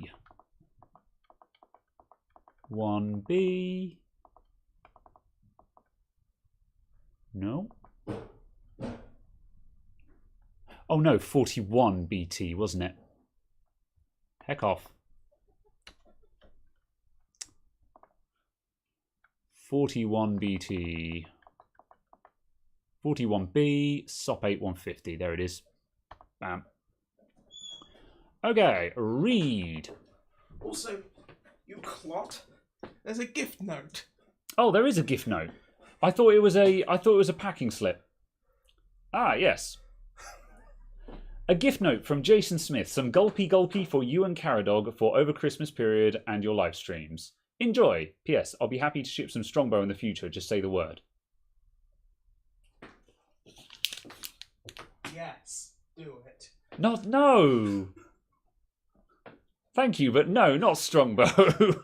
Thank you very much for the cider. Much appreciated. Okay, right, hang on a sec. We've got our dump. Let me save that to the desktop. Save. File has been saved. There we go. Cool, right. So, now we need our known good. Right, so... Normally at this point, I was planning on going to Tech Power Up, who have BIOSes for basically every graphics card ever. However, Tech Power Up is down, so we need to track it down. So, right, what's the situation on Tech Power Up, people? I've been trying to pay attention to what's going on in the chat, but I'm trying to do that while fixing graphics cards, which is very difficult to do. So, how are we getting our things? Use the link above. It's already gone off my screen. Could you post it again, please?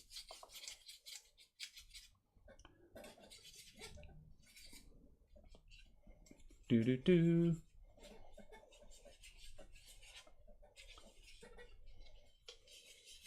Right, so this board is... Oh, it's on the back of the thing, that's why. GV RX 570 Gaming. Right. GV RX 570 Gaming dash 4GD VGA BIOS collection.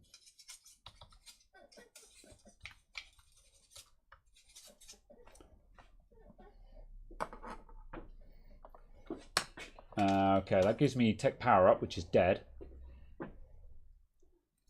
Discord is no good. I don't have Discord.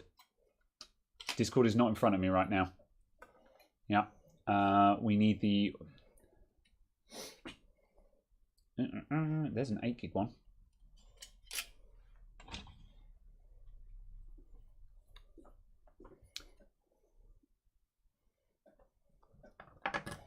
Oh, bloody hell. Let me open Discord.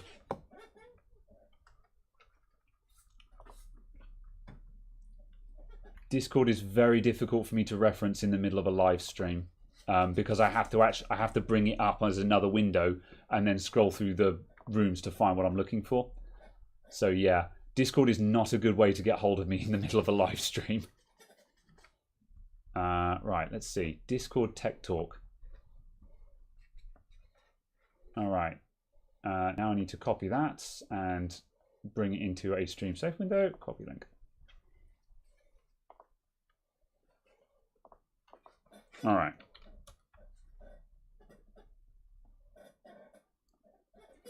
Just the link in the chat was literally all I needed. But yeah, thank you very much. Right. Okay. Download. Download now. Bam. Do we really get downloads from the archive? I'd be very impressed if we do. It does give us hashes, though, which are kind of neat. You can't paste links if not modded. Oh, okay. Okay, fine. I didn't realise that. Right. No, we cannot download because the website is down. I don't bloody believe it. The one day we do this and Tech Power Up is down and we can't download BIOSes. Okay, we do have MD5 hashes though. How can I calculate the hash of this? Doesn't the flasher have a... That's what I'm thinking. Let's see. How do we checksum this?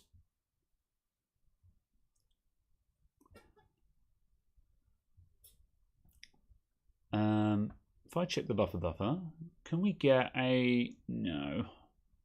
I've not done this kind of checksumming before.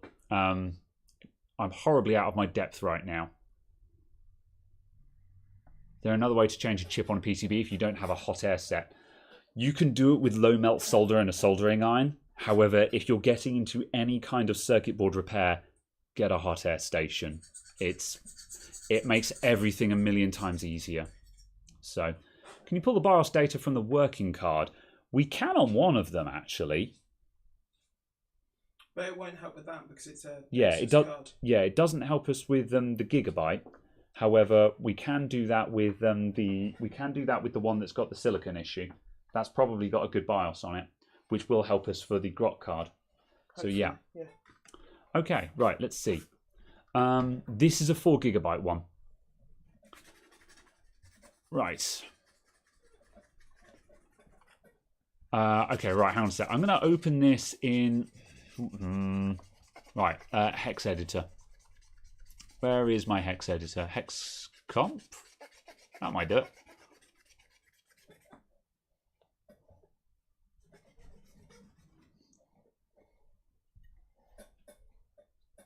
Aha.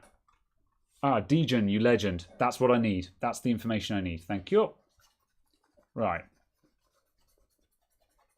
Oh, use cert util. Okay, let's see.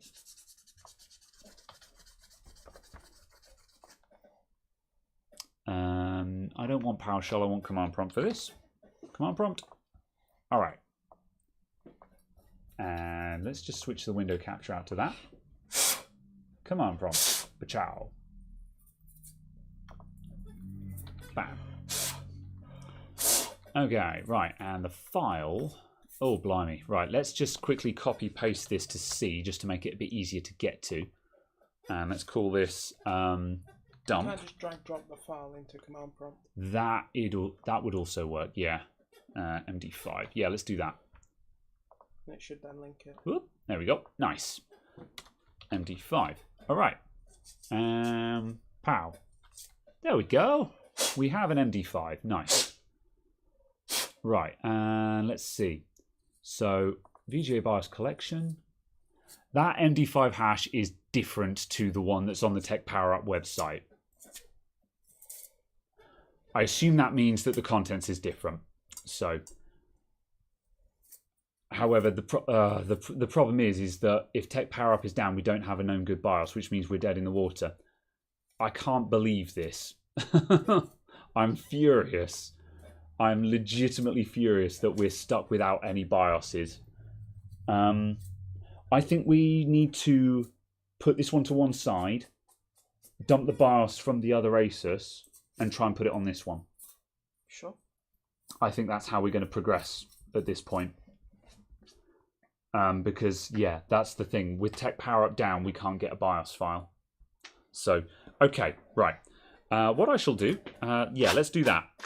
Because otherwise we're not making progress right now. So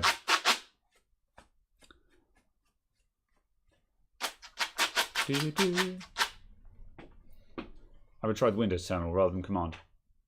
Command is the Windows terminal. Or are you thinking PowerShell? PowerShell will give you the same result. Windows terminal itself, the new Windows terminal that replaces both of them.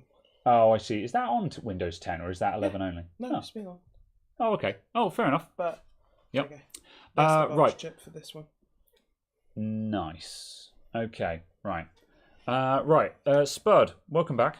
So we took the BIOS chip, the other one. We have dumped it, and we've got a hash file of it, which doesn't match what is on the Tech Power Up website. However, so we believe that the BIOS is wrong. However, because the Tech Power Up website is down, we can't download a known good BIOS, which is what I was banking on. If I'd known that Tech Power Up was going to be down, probably wouldn't have started. Or I would have downloaded the BIOSes in advance, but I didn't expect Tech Power Up to be down. So I'm kind of in a bit of a hole right now.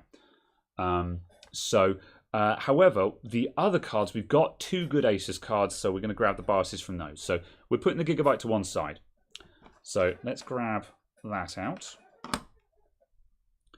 And I'm going to put that there. And I'm going to put all of those on there. I'm going to move all of this junk to one side, and we're going to look at the Asus cards. Right, do we have a gap? Whoop, thank you. Put that there. And put the cooler to one side. Chars. Groovy. All right, so let's swap things around.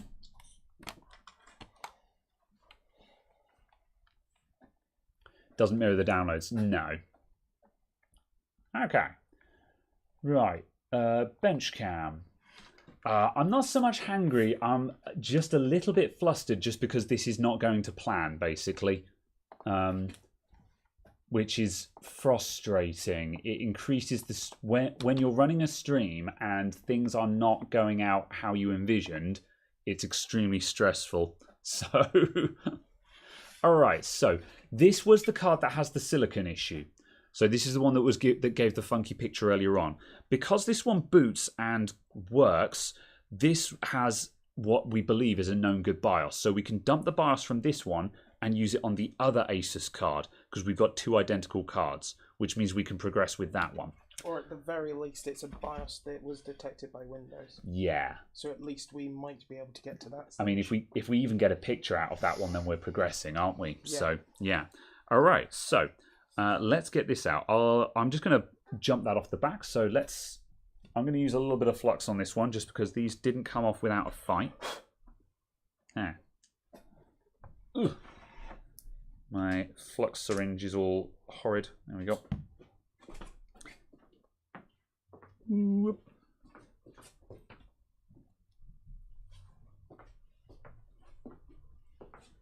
Okay, and oh no, I've already covered it up. Damn it. Okay, we'll grab the part number of that in a sec. You can use that chip on the bad BIOS card. Oh, we could actually. Yeah, we could just swap the chips over. Yeah, that's a very good idea. I didn't think about that. Yeah, let's do that. We'll just swap the chips. There's no reason why that won't work because they're identical cards.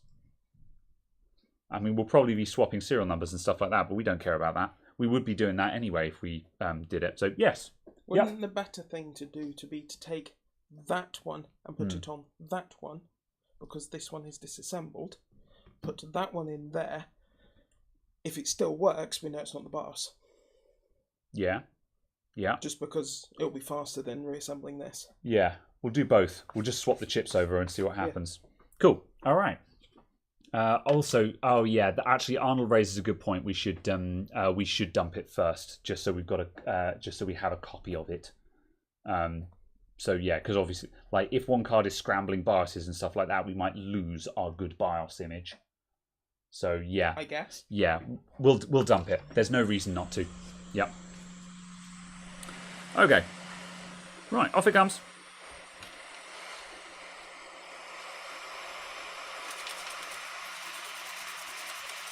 Doo-doo-doo. I should have removed that spacer. Come on.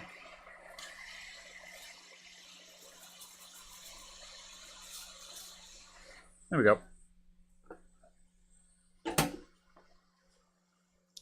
Okay. Right. Put that to one side. Could you pass me a bit of kitchen roll, please? Thank you. Good. Is this the same number BIOS? Well, this will be different to the other one, but all right. Where is pin 1? Pin 1 is there. Ah, I see. Get in there. There we go. Okay, let's put that in the reader and then we'll get a look at the chip.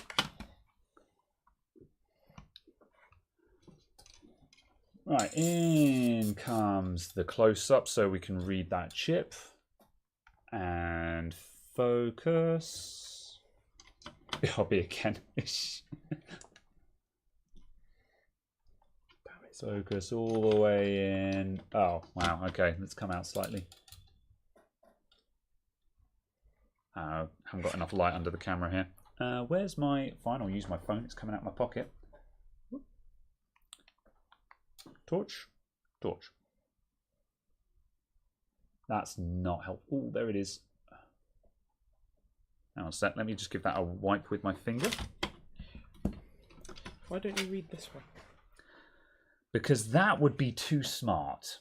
However, also we should check that they're the same.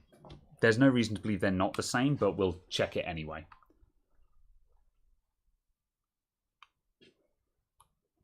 Come on, light. Help me out here. I should have done this before I took it off, because once you've got flux on a chip, it makes the writing really difficult to see. So let's bring the camera up slightly. There. 25x 20 CLN. 25x 20 CLN. 25x 20 CLN. All right. And let's just check what Google says on that. I'm assuming this is going to be a 3.3 volt chip as well.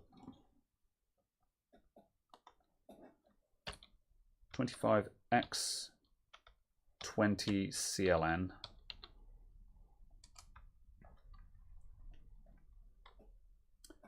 Wimbond. Right.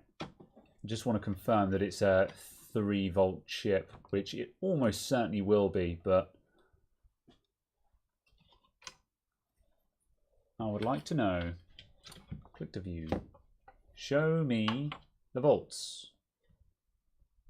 Show me the volts. General description. Yada, yada, yada. 2.7 to 3.6. Yes.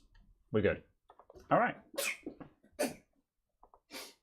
Okay, let's go back to there. And let's go back to there.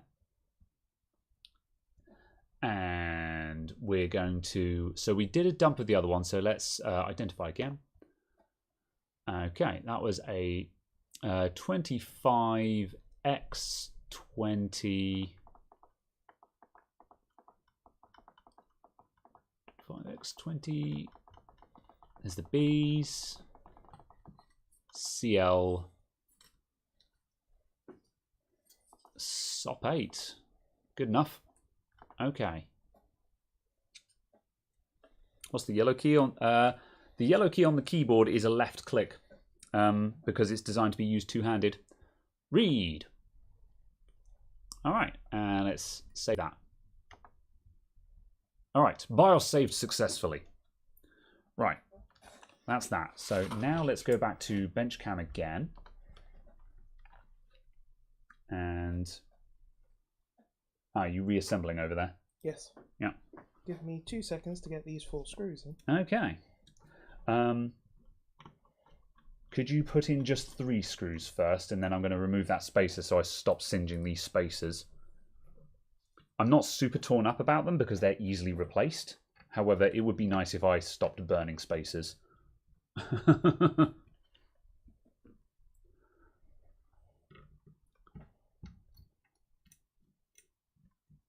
Oh, CI, not CL. Whoops. Was there a CI there?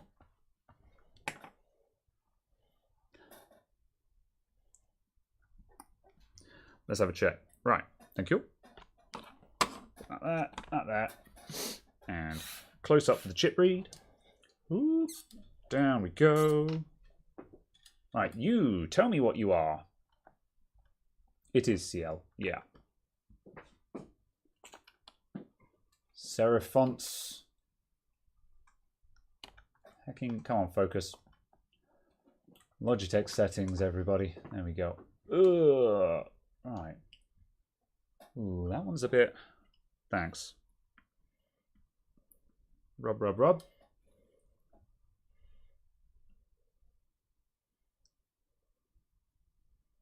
Yeah, that's the same. 25x20CL. Yeah, it's the same. Thank you. Good.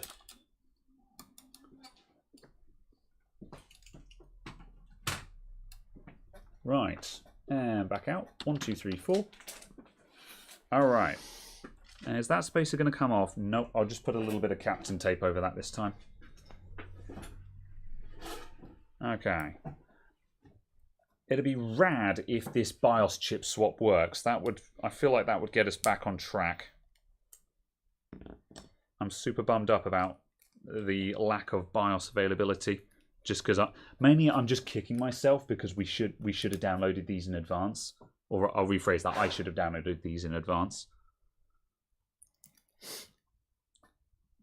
That's why I'm irked. Because I'm just like, this is my fault, I did not prepare. I'm a big believer in winging it, but sometimes you do need to do a bit of prep work. There we go. Right. Are the models for sure exact? Rev the same. Let's double check. Oop.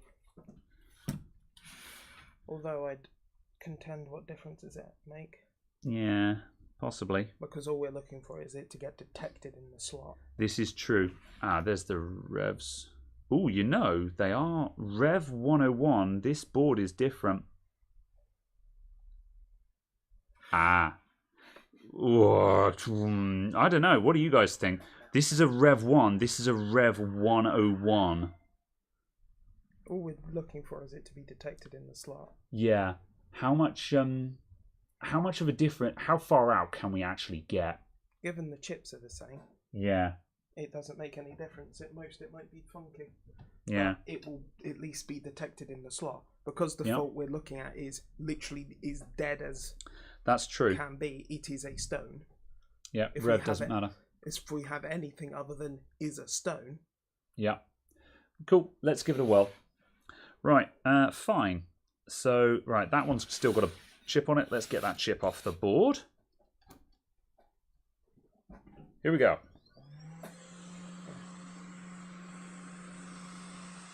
Oh no!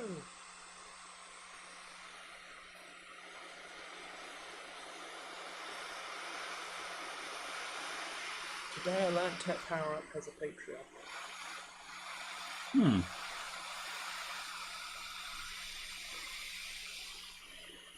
Oh, are you going to make me flux you?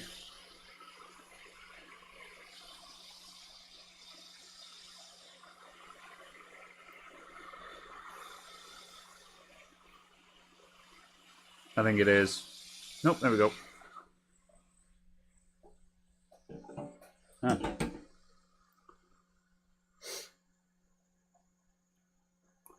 Okay.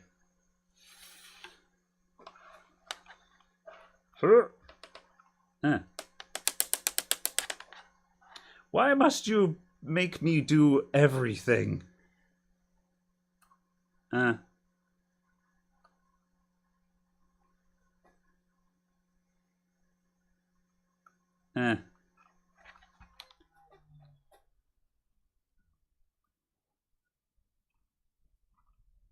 Okay, right. This chap is from the Rev 1. So I'll put that there for a sec. This guy's just come off the 101, and we're now going to dump the 101 BIOS. Okay, let's go. And desktop. All right, so we should just be able to do another straight read here. Read. Bam. And so that one, let's append the file. I'm going to append the file name. I'm just saving this as -R101. Save. Okay, and so now we'll so are we just swap? Yeah, we'll swap the chips over because there's a known booting BIOS on one of them. Good. Okay, good. So switch back to benchcam. So now I'm going to touch up the joins on this, and we're going to solder the known good BIOS chip onto our does not work card. And I'm talking myself through this because I'm making this up as I go along. Are you certain they were different, Arnold? I'm sure they were both CLs. I'm 99% certain these chips were identical. Like, I'm going to look at them again because I'm really not convinced that that was a CI, because there's no CI listed in the programmer. All right, can you pass me the light again? Thank you. Thanks, bruh.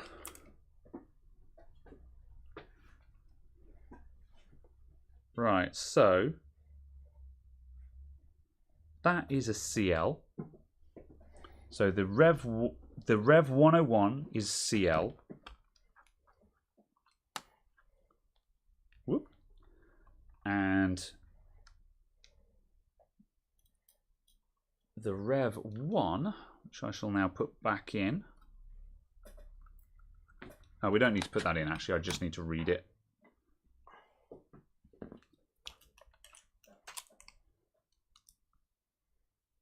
Is also a CL. These chips are identical. I don't know what you're talking about, Arnold. These chips are identical. Are you thinking about the Gigabyte card? Because we're not looking at the Gigabyte card.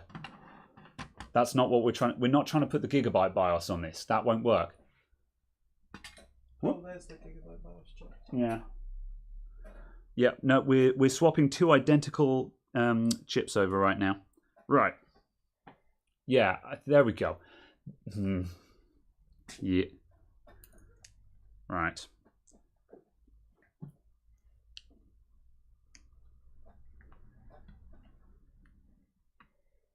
Right. If in doubt, look again. There we go. Right, let's just touch up all of those pads.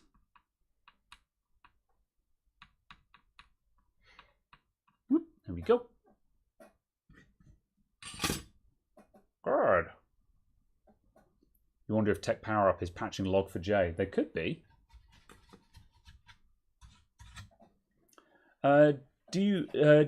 Do I encounter data rot on BIOS chips?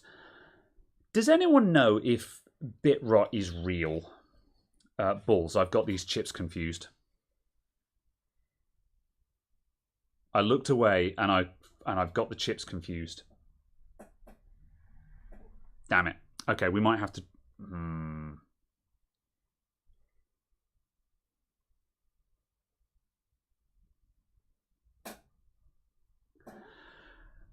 Guess we're doing this twice.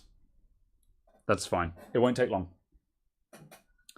I have certainly had to reflash BIOS chips a couple of times that have no explicable problem with them, but you flash them and then they work. So, yeah. Right. I have lost track of which way round they go. Yeah. I had them... Yeah, you're right. Doesn't matter. Doesn't matter. Right. Doesn't matter. Let's just get them on the board. Right, position.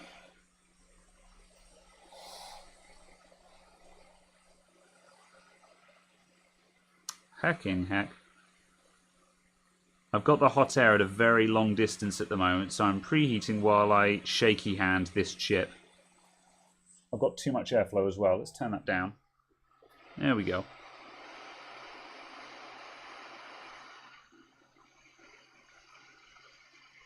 Straight now, please.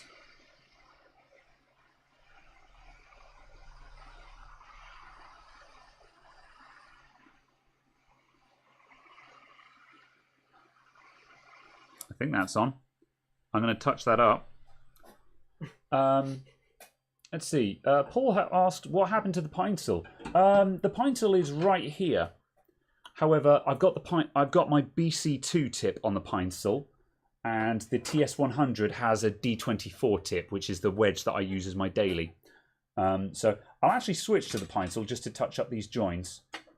And yeah, it's quicker to just pick up the other iron than it is to swap the tips over. So I have both of them on hand, and I pick up whichever one has the correct tip on it. So yeah. Why does new solder preferentially stick to the old pads? Well, the solder will move to where the heat is. There we go. Right, let's just touch those up. That needs more flux on it. That's not going well at all. Whoop. We didn't get a very satisfying connection on this. There we go. Right.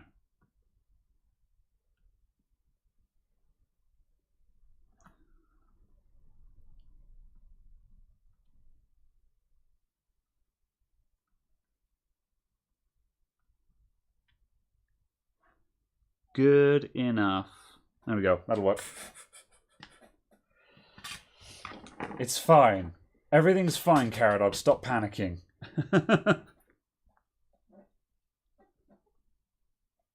Right. This is ready to go. So that needs one more. That needs that in it.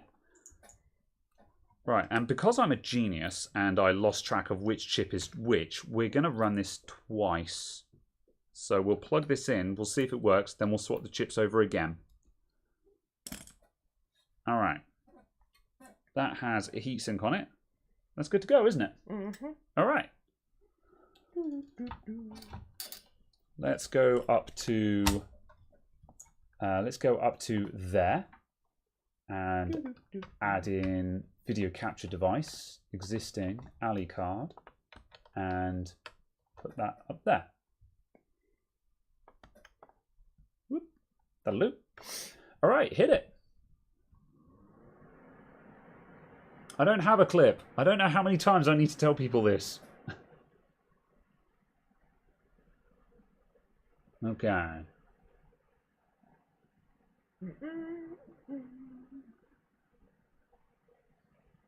The fumes let you see the electrons. Yeah. I do need a fume extractor though, that's true. Speaker for beat codes. We've got a postcode reader. So. Yeah, we've not posted. No post? Okay. This one was screwy. This one didn't post the first time either, and it needed a reset, didn't it? I think so. Was it this one? One of them did that anyway.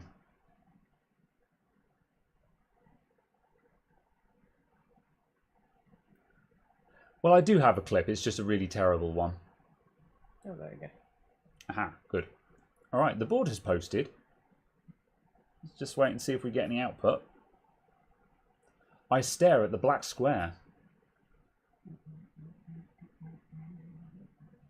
Clips suck. Yeah. This is one of the reasons why I haven't gotten hold of a clip yet, because if you have the ability to desolder chips, I don't understand why you wouldn't do that. There are exceptions to that rule. One of the chaps in the Discord is currently... I don't know if I'm allowed to talk about the project or not, actually. There are exceptions to the rule. There is a project in the background. I won't talk about it because I don't know if he wants it to be known or not. So I won't mention it. But there are other ways that are kind of flashing in circuit. They're a bit less janky. But we'll work on that.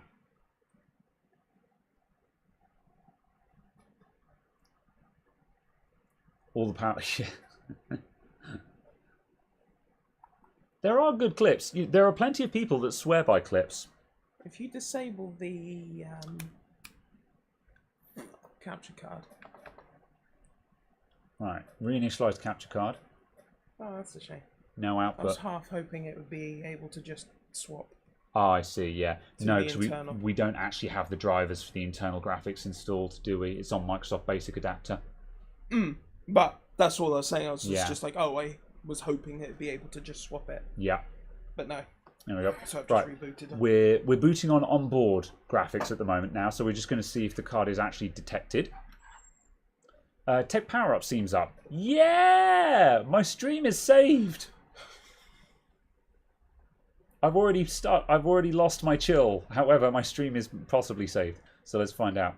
Let's go to that one. And what happened to the? Hang on a sec. I need to get Caradog his preview so we can see what he's doing. Because we don't have a working pass-through capture card, which is another thing that's gone wrong today. So we're having to watch the OBS stream. No. Yeah. All right. So that's made no difference. The chances are I put the same bad chip back on it. Well, actually, we don't know. It doesn't. We actually. It doesn't matter. All right. Power off. Let's swap the chips over, and we'll see if that makes any difference.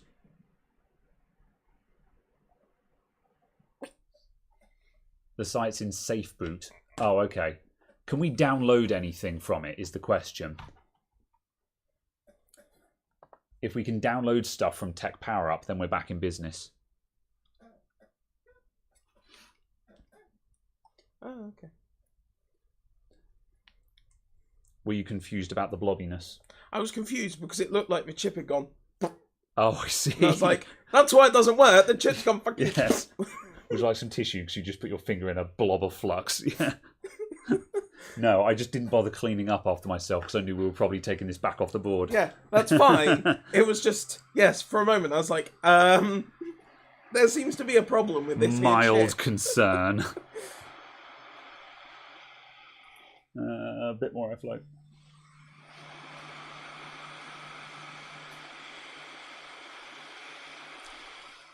Come to me, BIOS chips.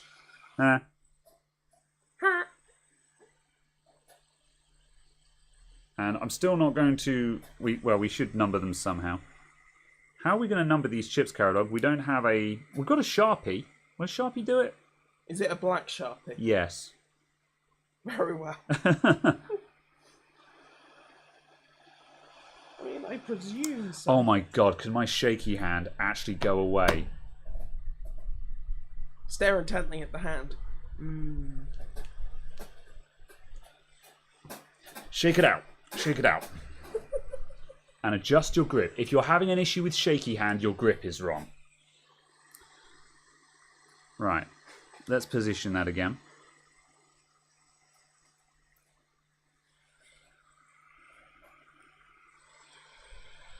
Changing my grip.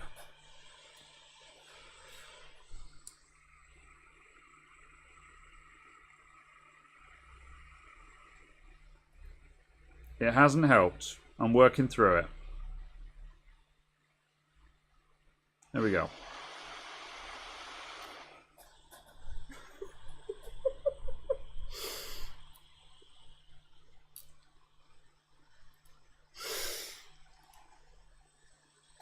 You know, they say alcohol steadies the nerves. What are your thoughts on that, Caradog?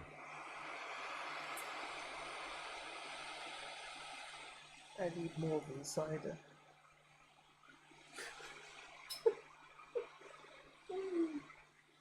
Are you still having a good time? Oh, at times. It's okay.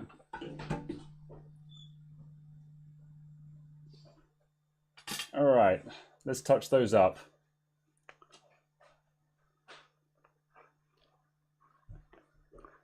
This is not very straight. However, this isn't a beauty pageant.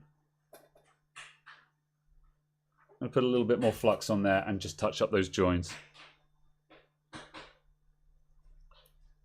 Ugh, I hate everything today. Alcohol does not steady the hand.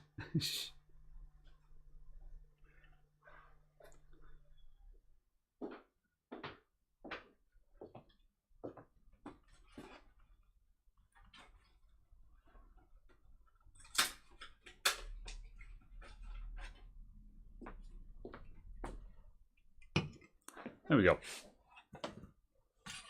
Okay.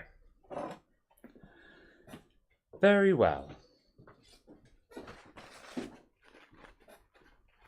Just going to get the worst of the flux off there because we're making an increasing mess on the back of this card. There we go.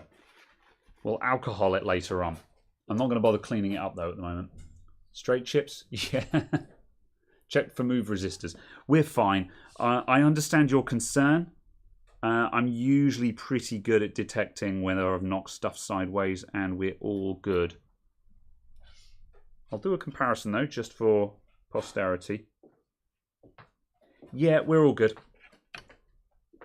Okay, right. Jam that back in a motherboard and boot it. Please. Let's go back to there. Not there. There. There we go.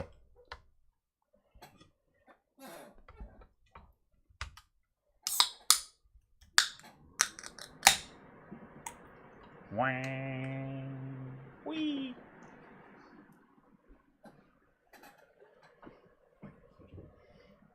I suppose I may as well put this chip on here and we'll see if this card still boots. Because it was previously booting. Sure. Whoop.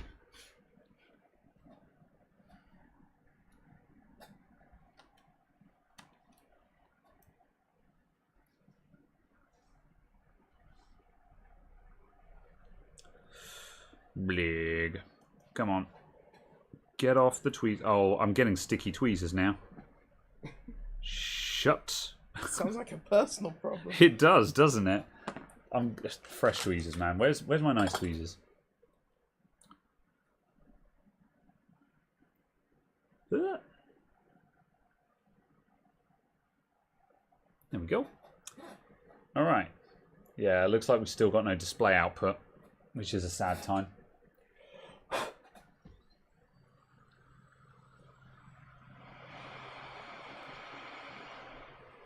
Whoop.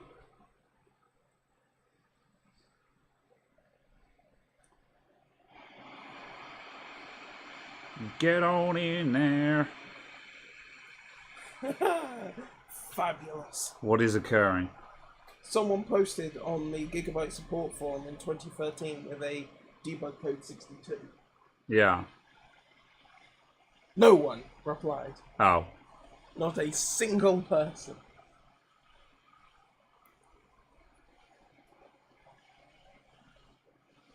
We even heating here. This is nuts. All right. Okay. You seem to have no display output.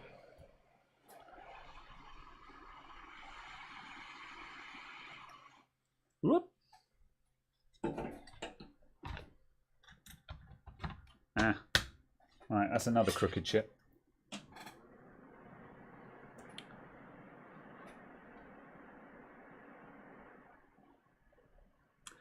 This is a bit of a bummer if this one does. I mean, well, we can still... If Tech Power Up is now up, we can still try and download a known good BIOS. Especially, if Tech Power Up is up, then we're back on the Gigabyte, aren't we? As well. Yes. Good. I need some fresh solder on this thing. Is Stouffer Press a strong cider? No. It's 4.5%. Which is about average for a cider. When we were on the when we were drinking Henry Weston's Vintage the other day, that's a strong cider. Not the strongest. Oh my good grief! I can't do anything today. I apologise for the lack of quality in this stream. I'm very disappointed. I had high hopes, but nothing is going to plan for me right now. I'm doing my best to manage.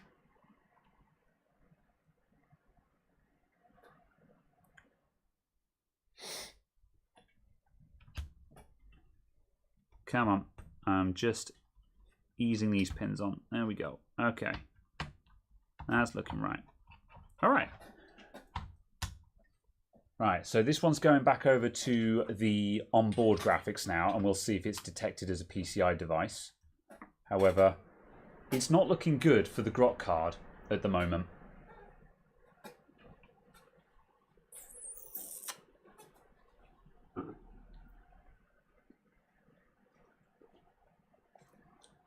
You know, alcoholic beverages and alcoholic advertising has to say enjoy responsibly. Mm. Do you think there's a part of the law that also says that you cannot name your alcoholic beverage responsibly? I had to do a double take on that one. Yeah, so what if you... Yeah. we release our own brand silent cider that's called Responsibly. So everyone who says enjoy alcohol responsibly, that's us. Yeah, that would work. Also, we're releasing our own Cylon. Right, Spud says we're tunnel visioning on BIOS when that may not be the problem. Yes, I do fully understand that. The reason why I'm sort of tunnel visioning on that is because it's the first thing to try, and it's very easy for me to try. However, it's taken us a lot longer than anticipated to get through BIOS testing. Because, yeah, my intention was that we would blast through trying a different BIOS, and then, hang on a sec, let me get you a preview. I think I want that one. There we go.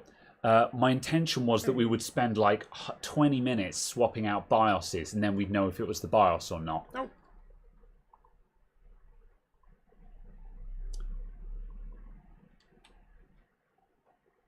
Right. Okay, so that one's a no-go. So it's almost so that one is not a BIOS issue to the best of our knowledge, because we have tried what should be a known good.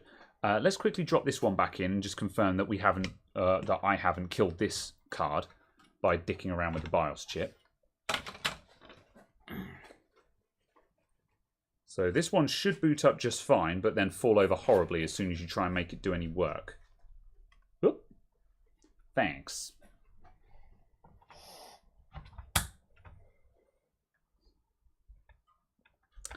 Flux and leaded solder. I use eBay Flux. Wouldn't recommend. And the solder that I use, I'll quickly show that off. This is a spool of solder that came out of my granddad's attic about 10 years ago. And it had probably been in that attic for 20 or 30 years. That's all I know about it. I can tell you no more. All right. Yeah. Good. Okay, so I didn't kill the card that was already dead. You didn't kill it dead, or? Yes, I did not. I did not re-dead it. It's not in an increased state of deadedness. All right. Fine. Okay, so for the Aces cards, at least, we know that that seems to be unlikely to be a BIOS issue. Also, in answer to Spud, the reason why we're focusing on the BIOS is the client said that they were messing around with the BIOSes. Yeah, that as well. When it stopped working. Yeah. So the assumption was that the deadedness was to do with the BIOS. Yeah. And oh yes, absolutely, it's leaded solder. No doubts there. This should now vomit all over the screen. Yeah. So this should tell us what we already know. Ooh, nice. Well then. That it literally vomited on the screen. The screen is now green. Blue. Now we just need red. I could be green, I could be blue, I could be violet too. That wasn't bad. That too was on point. I'm not going to try and go any further than that because it just keeps going up from there. Very well. Anything you want. Fine. Okay, right. So we're done with the Aces cards. So Tech Power Up. Are you actually back? They're back. They're back, everyone.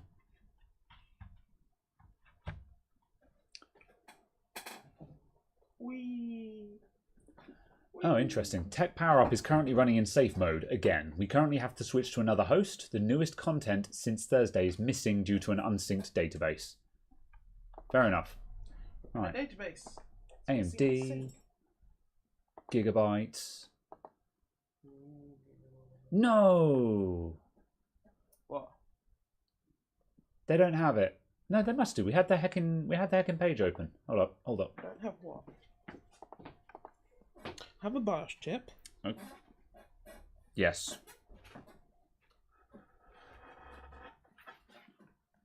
Let me look a bit closer.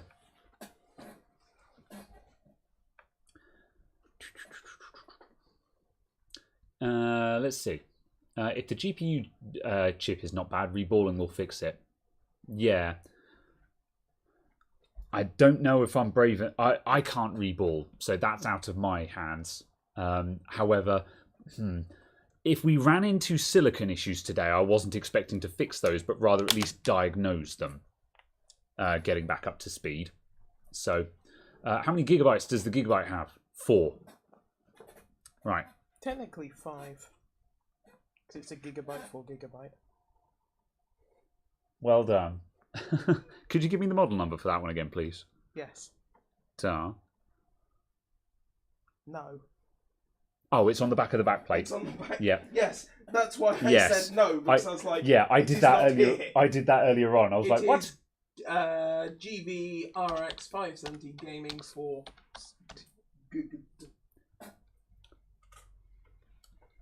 There we go. Okay, it's right. The 570 gaming. 574. There we go. Right, I've brought it back up on the Tech Power Up website. Download now. We have the BIOS for the Gigabyte card. It is done. Right. Okay. I really hope we get a fix. The other reason why I'm fixating on this is just because, yeah, we know that at least one of them is probably a BIOS issue, which means we might get a fix. And at this point, if we can get one of these cards to work, I will be a very happy man.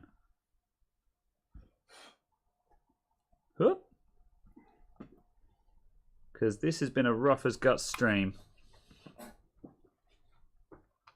It started off so well, and I kind of feel like we've just... I don't know. I'm overthinking it. Right. The newest... It says the newest contest. Oh, I want to check that now. Did they fat finger it? Because that's kind of funny. Yeah, it does. The newest contest since Thursday. Oh, wait. No, well, that might be an overclocking contest or something like that. They might not mean content. Don't know. Oh, well. Right, let's see. So, I need that. And we need to select chip again. So, what was this again? This was the 41 BT, if my memory serves me. 41B, SOP 8 150. Bam. Ah! Read. It reads. Good. Okay, right. Where did I put that screwdriver? Right, do a compare. Can do. Where's the little one? Is that That's the the little smaller one? one, yeah. One. That's the smaller one. Sure, okay, let's do a compare. So, right. Okay. Whoop. Right, let me change things. Window capture. Go to HX compare, please. Bam. I'm on a free registration of this compare software. HX Edit is installed though, so I could switch to that. I probably should. However, I've got this on hand, so that's what I'm going to do. Right, so we want desktop. No. Okay, right. What was the... Oh, bloody hell. Can we have this in a readable format, please? Details. There we go. Right. You guys can't see this because I'm doing window capture, but you'll see the details in a moment.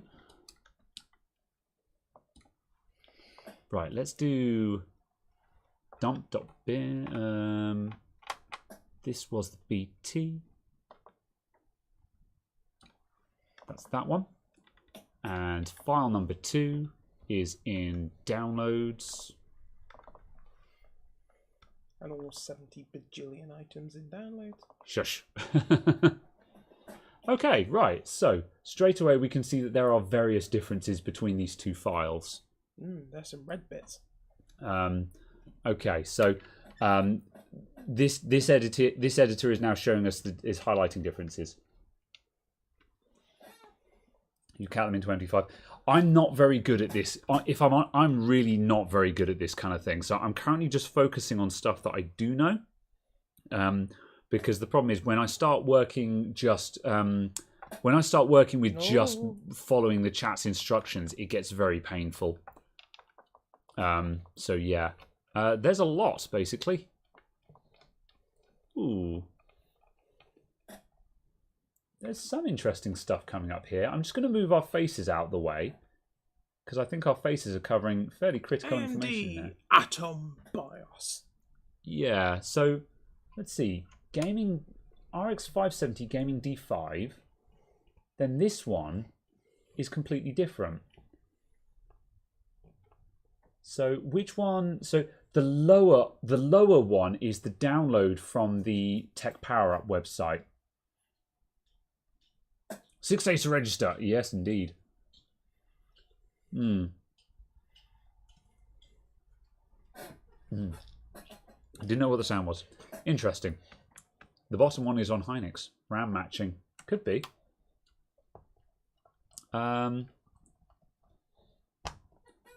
We have RAM is Hynix. Oh yeah. We have not Hynix. Ah. We have illegible. We do not have Hynix. No, we've got Samsung. We've got Samsung RAM. Okay, hang on a sec. Let's check. That shouldn't cause an issue though, because all of the BIOSes should support all of the RAMs. Yeah. Unless the only time that's different is when it's a specific partner edition that doesn't have multiple RAM options. Yeah. Then they'll build a BIOS that only supports a specific, as far as I understand it. Fair enough. RAM is not mentioned at all on the Tech Power Up website. Given that we've got dumps, I vote we just send it. Some BIOSes do auto detect. Yeah. Yeah. Yeah. It'll probably be the section where you can set the timing. Yeah, the timings. Yeah, Rev 1 versus 1.1. Ah, yeah, that could be it. That could be it. Have we got a version number on that board? Not immediately, obviously. 1 second. 1706? No, sorry, V17016. Okay. Card model. Compiled links. They don't have different revisions. They just have BIOS versions. 1704? I don't think there's enough differences. 014 even? Yeah. That's the worst thing that happened. It's already dead. Yeah. Because, yeah, looking at the website, then Tech Power Up is not differentiating board versions. I'm going to send it. Sending it, because the worst is we flash the old BIOS back onto it. And again, this is a dead card, so who cares? Right, open, downloads, we're doing it. File open error. Oh. Oh, it's because it's already open in HexEdit. There we go. Let's close that. Okay. All right. And bam. File open. There we go. All right. At least we've got a little magic. Aw, magic inductors. I love it. Bam. Done and done. Right. Okay. So verification complete. Let's put that back on the board and we'll see if it's come back to life. Oh, you've flashed it. I have. These are tiny little chips and they flash in but a moment. It's beautiful. But a moment. But a moment, yeah. It's not like those heckin' AMD BIOSes. They're 32 megabytes. Yeah. They are horrendous. Well, if people would like to stop complaining every time a manufacturer stops supporting something. Oh, careful. You're getting into controversial territory there, Caradog. Imagine complaining about things getting better and new and improved features. Why shouldn't I be allowed to use... Oh, we're okay. Why shouldn't I be allowed to put a Ryzen 5000 in my B350 motherboard? Sure. No one should support you doing it, though. Do you mean moral support or technical support? Yes. All right. This is provided as is, with no implication of support. Slap that chip out. I do. Right.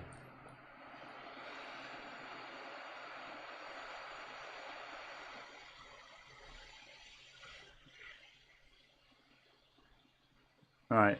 Don't fight me, please. Just solder flow.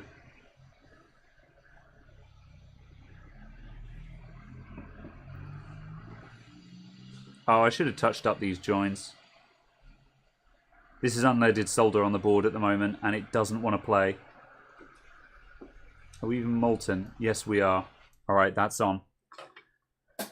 Unloaded solder is the worst. It gives you no feedback. And it leaves you hanging, and it leaves you thinking, is it on? Is the solder molten? Is it over? Is it over? No comment on Premiere. It has only begun.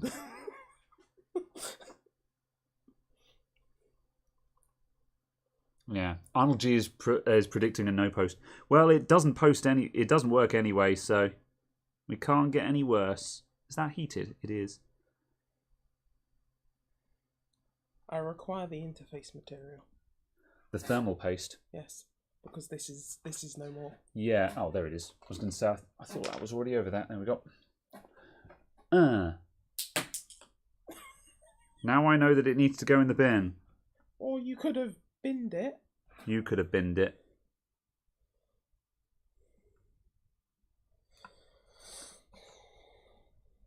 Thanks for helping me out with this today, Caradog. I appreciate your time. All right. Doing soldering work without a fume extractor? Yeah. It's fine. I do it intermittently. If I was doing this all day, every day, different scenario. However, I do it intermittently. Okay, right. Good. Thanks. Let's reassemble this board. What's the meta for... Oh, bloody hell. My method is just going... A big blob in the middle? Yeah. Fair enough. It just needs to be a reasonable amount because you've got grooves and stuff on this. Yeah. It is not a perfectly lapped surface. Like that? Yeah. Yeah. I have not done many graphics cards. Oop. Right. Other way. Yes. Thank you. This thing has 3 wires on it. It's unreasonable.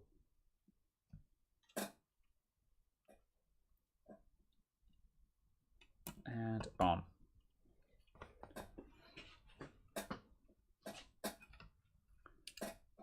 And let's make sure that tries to go on straight.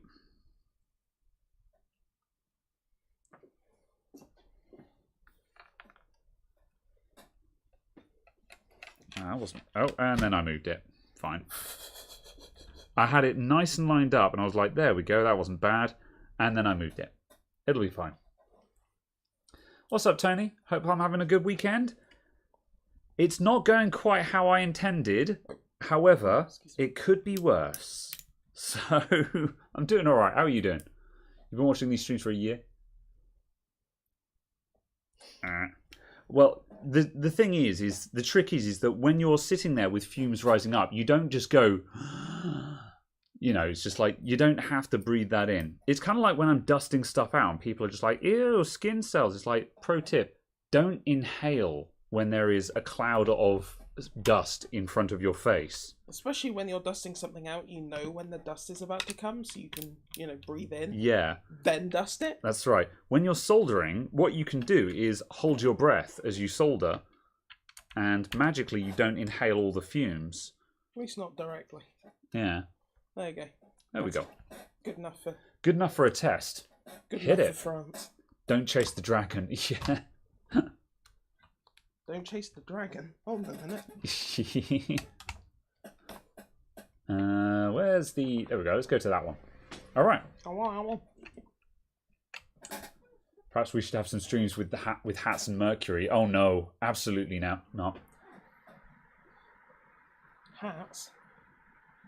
I think like a hat to capture the fumes from the mercury.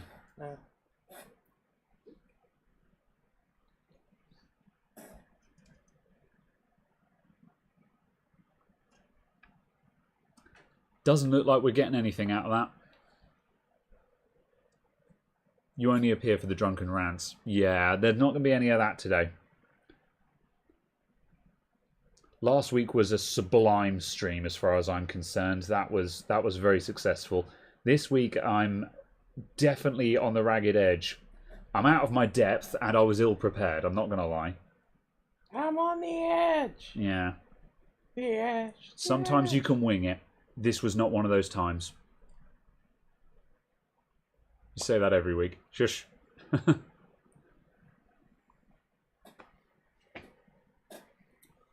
Oh, I see. You're referring to it for the Mad Hatter thing. Yes, I was aware of that.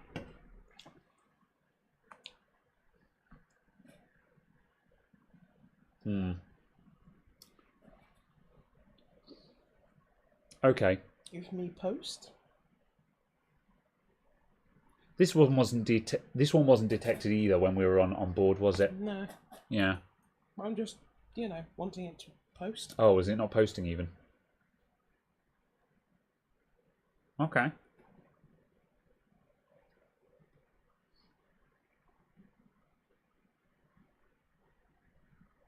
It looks like it's booting because the SSD light is flashing away. I think it's on disk checking timeout. It's just giving a different postcode to what it was previously. We might have to wait for an arbitrary 10 seconds.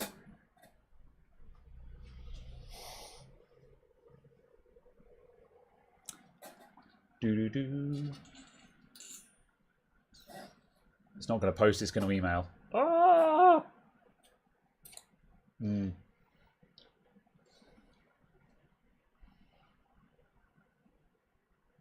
Well.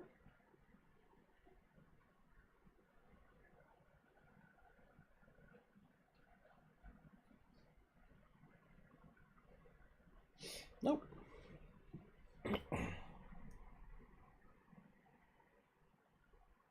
Fine. Onboard graphics then. See if we've got any PCI detect. Hello Kurt, how's it going? We are trying to get something out of this. Let's see. Has anyone else got a BIOS for this that might have the... And the only other thing that we can do is just start downloading Gigabyte 570 BIOSes at random, hoping we come up with one that's got Samsung memory on it. However... Oh no, that was settings. That was not... Oh, what have you found there, Arnold? Let's have a look at that. Is it that one? I think it's... Oh, hang on a sec. Changing your view, Caradog. It is that one. Bam. No.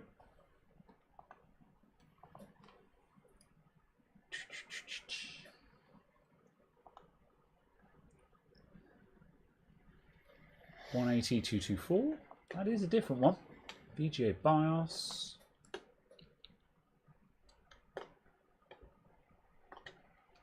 Ah. Pasting issues. RX 570 4GB BIOS. Have you looked at this one, Arnold? Has this one got different content in it? Bottom left says Samsung. Oh, memory support. I see it. Yeah, okay. You know what? You can have that. You're correct. I did not spot that on the old one. Yeah, okay. Was it detected? No. Yeah. I don't think it's BIOS. No.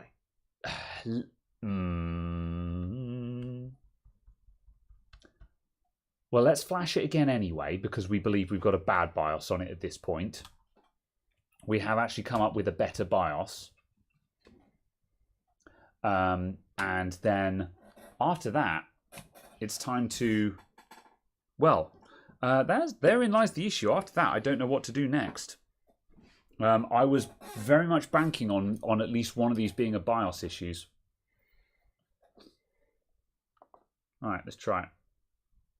Likely a driver, yeah. Right. You can customize BIOSes. And you can dial in whatever settings you want, but they have to be settings that will actually function in the card. That's the thing. And the issue at the moment is the BIOS we've got is designed for a different brand of RAM. I'm going to put some new flux on that because we've got no flux.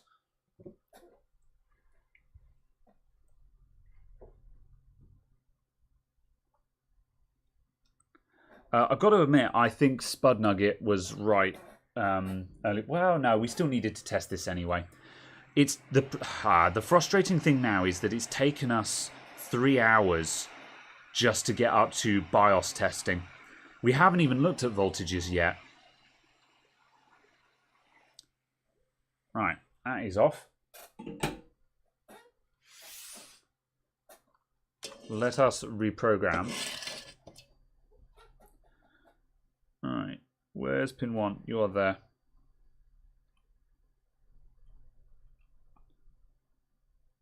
Whoop. There we go. Yeah, this is true. Don't forget the micropole of flux. We've got some flux on there, we're okay. And desktop. Right. Read. Good. Alright. Open BIOS. And download that one that got linked.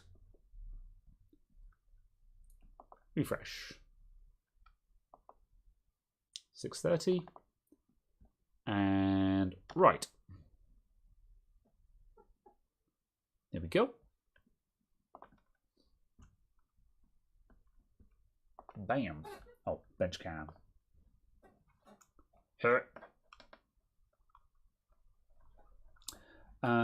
Generally speaking, you'd whip the cooler off and do a resistance voltage check prior to checking for the BIOS for no defects.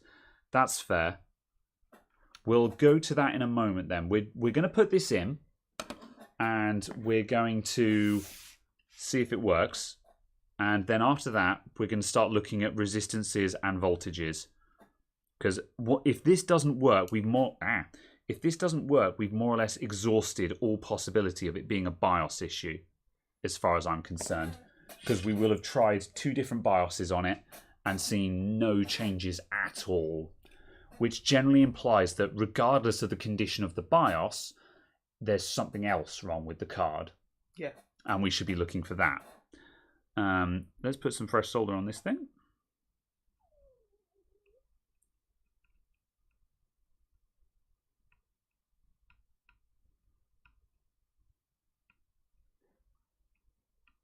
There we go. All right. Chip. Pin 1, bottom left. Stop sticking to my tweezers, you horrible little thing. Why must you make my life difficult? There we go. Yeah, we only checked the 12 volt though. Yeah. We have introduced a new problem. We have a BIOS issue at the moment, which we've now theoretically just remedied, but then we need to actually start looking at resistances and faults elsewhere. We don't even know if it's reading its BIOS.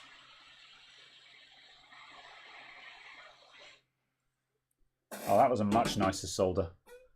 Now I actually reflowed those pads. That was much better. There we go. I'm not even going to touch that up. That's spot on. And it's still not straight. Never mind. Give it a whirl. That was a very long sigh, Caradog. I'm sorry. Fresh out of Grandad's loft solder. They don't make it like this anymore. For cancer-related reasons. Yeah.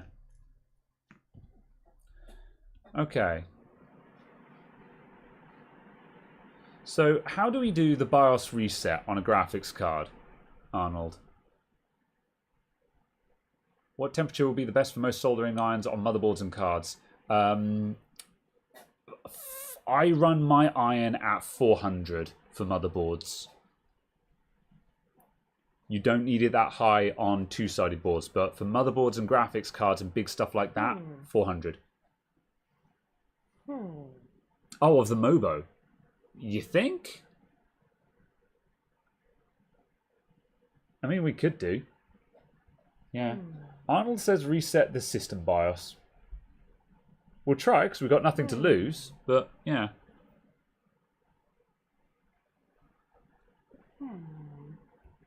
Oh god, soldering versus soldering. Or soldering. There's an L in it, man. It's soldering. End of discussion.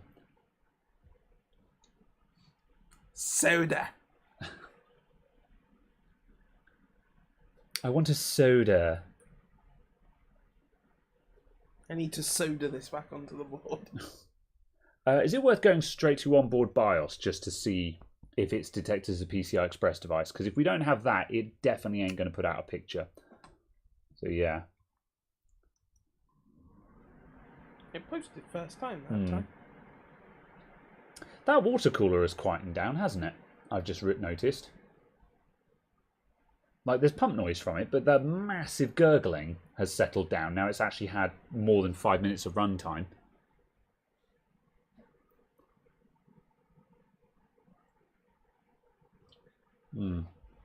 Okay. Bam. That's not it. Bam. That's it.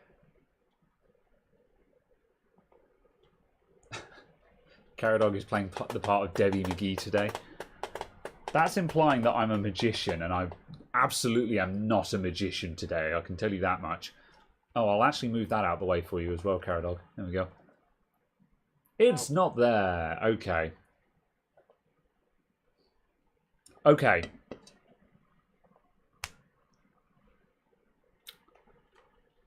BIOS reset. I don't think it's going to work. While we do that, so nice. Stab, stab, stab. Right, so resistance and voltage prior to checking the BIOS for defects. So where shall we be? Where should we be looking for our checks now, Spud Nugget? Would you be checking? Where do we start? VCore?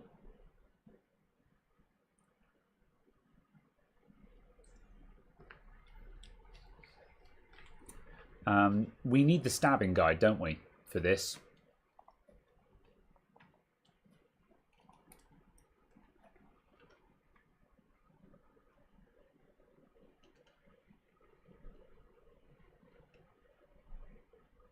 Yeah, cooler back off. And look for the rail points. Yeah, okay. Yeah, that's still a no. Very well.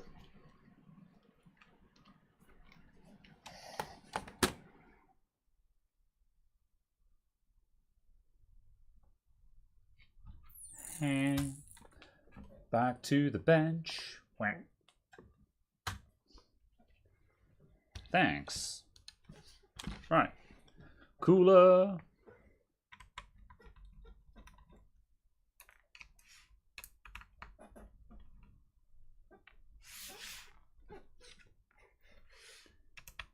Almost didn't go off the table means it didn't go off the table. And where's the... Could you pass me the alcohol, please? I'm just going to clean up this flux while I'm here.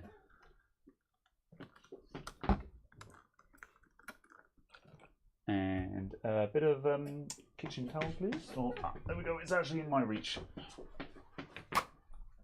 You can continue to shuffle.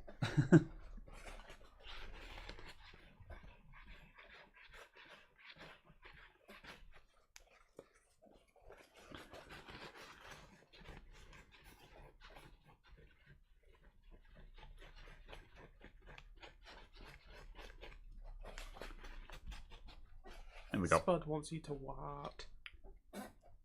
Wait. Okay. They have test points. Except for that's a gigabyte card. This is a gigabyte card. Yep, we have switched back. Surprise. Do the where's the one of the Asus cards? The Asus have the test points on the back, I think. Do these I think ones? they had them on I'd the be back. impressed if these ones did, because these are bottom end cards. Was it on the back or was it on the front? They had some somewhere. Oh yeah, there. Oh yeah, yeah. VRAM test switch. Are you sure? I don't think that's it. It says VRAM test switch. Right. You said you wanted probe holes. For voltages, I'd assume.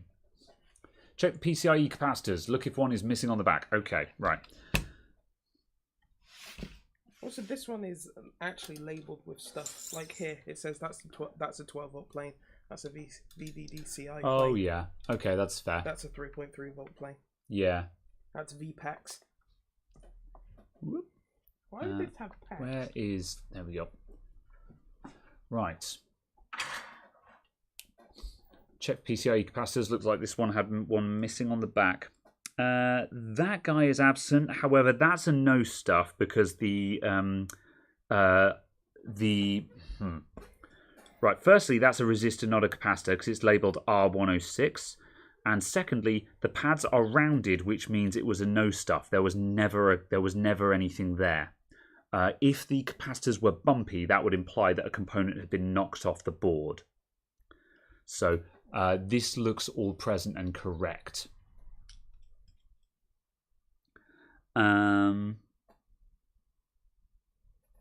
Everything else looks good.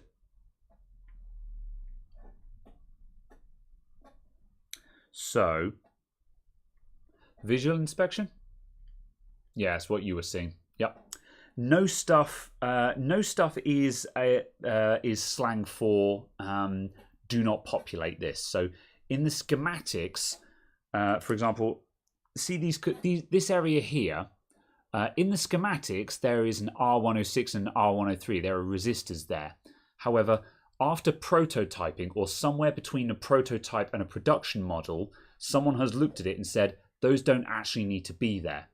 However, instead of redesigning the board with them absent, they just simply say, so just don't put anything there. And that's called a no stuff. So someone has gone over the final design of the final schematic and said, just omit these, just don't include them in the production model. And that's called no stuff. So no stuff means it's not supposed to be there, but it's in the design. So yeah. So cost cutting, yeah, pretty much. So yeah. Looks like everything is order. Yep, coil ohm test time. All right. I'm giving this a wiggle to weaken the thing. There we go. Whoop.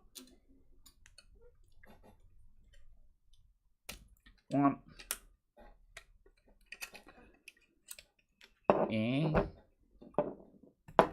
2. 3. All right. Multimeter. Right, let's see. Coil ohm test time.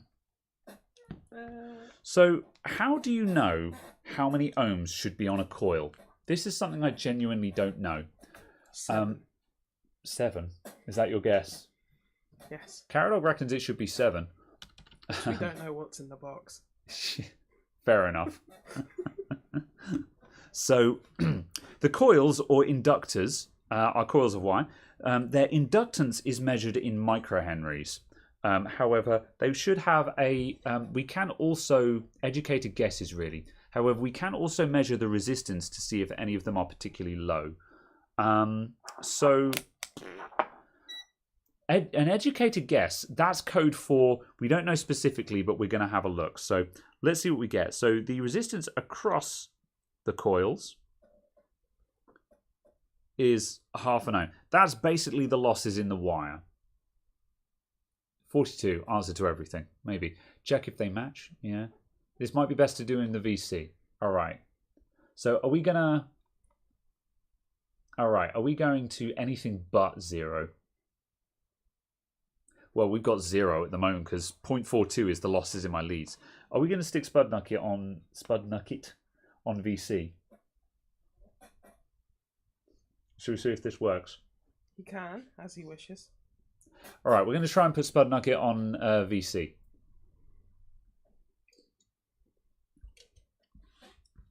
Let's do it. So then he doesn't have to type furiously. I'm going to go up these as we go. We should get the same reading from all of these, to be honest. If one of them is reading low, then they all read low. That's the problem. Let's just check a different one as an interest check. Yeah. I don't know what I expect to see from these because it's a coil of wire, so it should be 0 ohms anyway.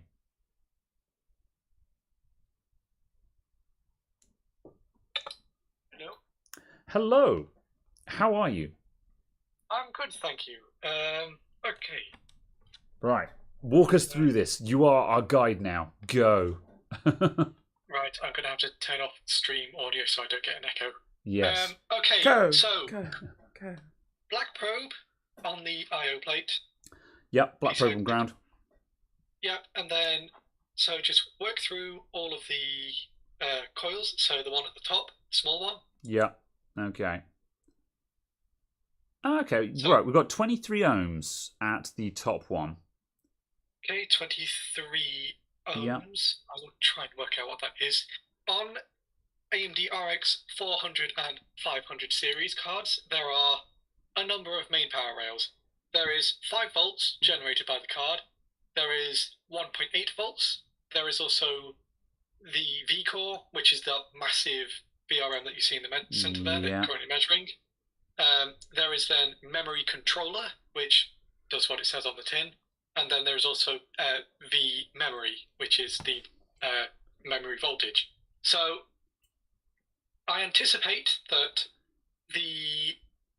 obviously the big main chunk of 6 inductors is going to be V-core. Yeah. That doesn't surprise. The VRM on the far right, just under the 8-pin connector.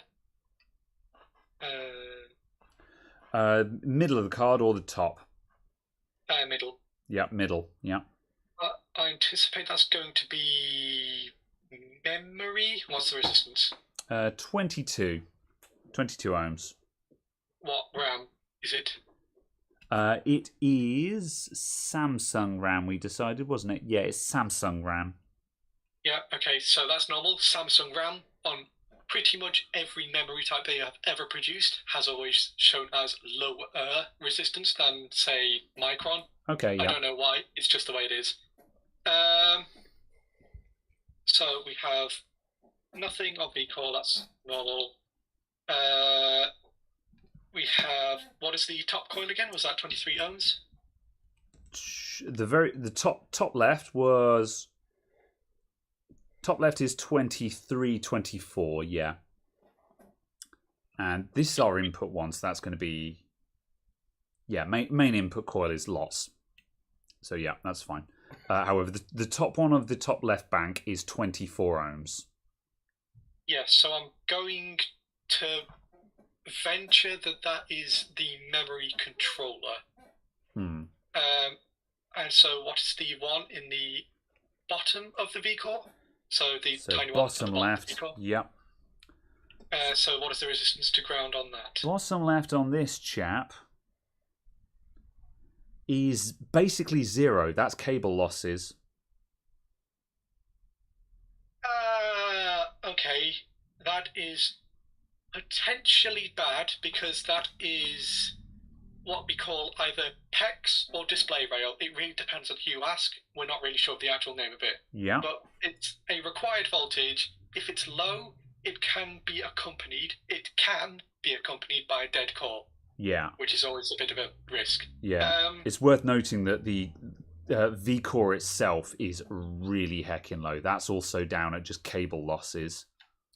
Based that on... is normal. Believe it or not, that is perfectly normal. Oh, really? Always like that on pretty much every single card I've ever experienced. Yeah. Based on the labelling on the back of the Asus, VPEX makes sense for it being down there. Yeah.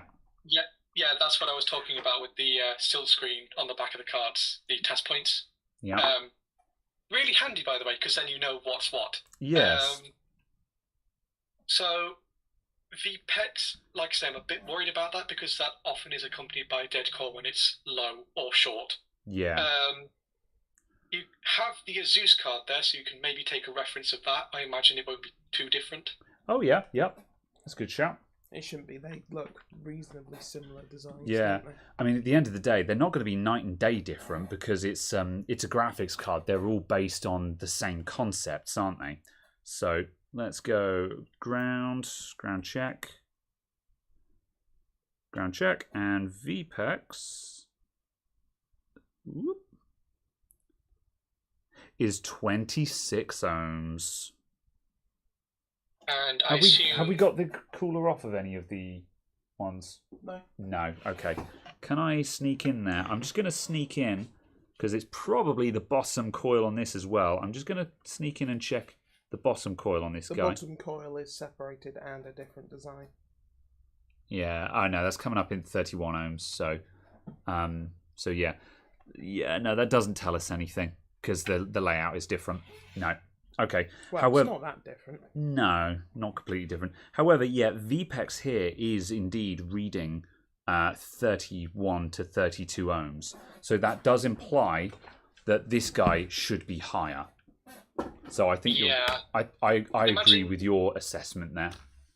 Yeah. While you have the Asus out, just check VDDCI. That would be the memory controller. Okay. VDDCI. Let's move this guy out of the way. Put you up there. VDDCI. Oop. Scratch. 30 ohms. Yeah, that's about what I was expecting. Yeah. So, yeah, it seems like our VPEX is short, which is not good. So, for the time being, I'd probably set that card to the side. Yeah. Okay. So we reckon this one is Cactus then. All right. So, okay. So what's our plan then? Are we going to go through the voltages on the other two cards then? Or sorry, we want to go through the voltages on the Grot card. Yeah. Yeah, go through the other two. Yeah. The non-Grot card boots up and has graphical glitches, so that is almost certainly going to be a bad GPU or bad VRAM. It's either way it's silicon, isn't it? I was hoping it was going to be a bad BIOS because that checkerboard pattern isn't typical memory failure. When memory fails on RX 400 or 500, it tends to send a vertical bar down the screen. And that's very, very obvious and distinct. Oh, really? So, okay. Yeah. So I've never seen checkerboard kind of failures on RX 400, 500 series before, and that has me a little bit concerned that there might be something more sinister going on. Yeah. Interesting. V-Core on this is 1 ohm, which is what I would expect to see at V-Core. Yeah, it tends to vary between different VRM constructions. Okay. My general opinion is it's not worth measuring. It's generally not going to change if it's a dead core. It doesn't tell you anything, really. Oh, okay. Fair enough. I'll take your word on that then. Yeah. Certainly not on this. No. Yeah. On the fancy-dancy 4-probe editions. Yes. Yeah. If you had a super accurate multimeter, you might get some information out of there.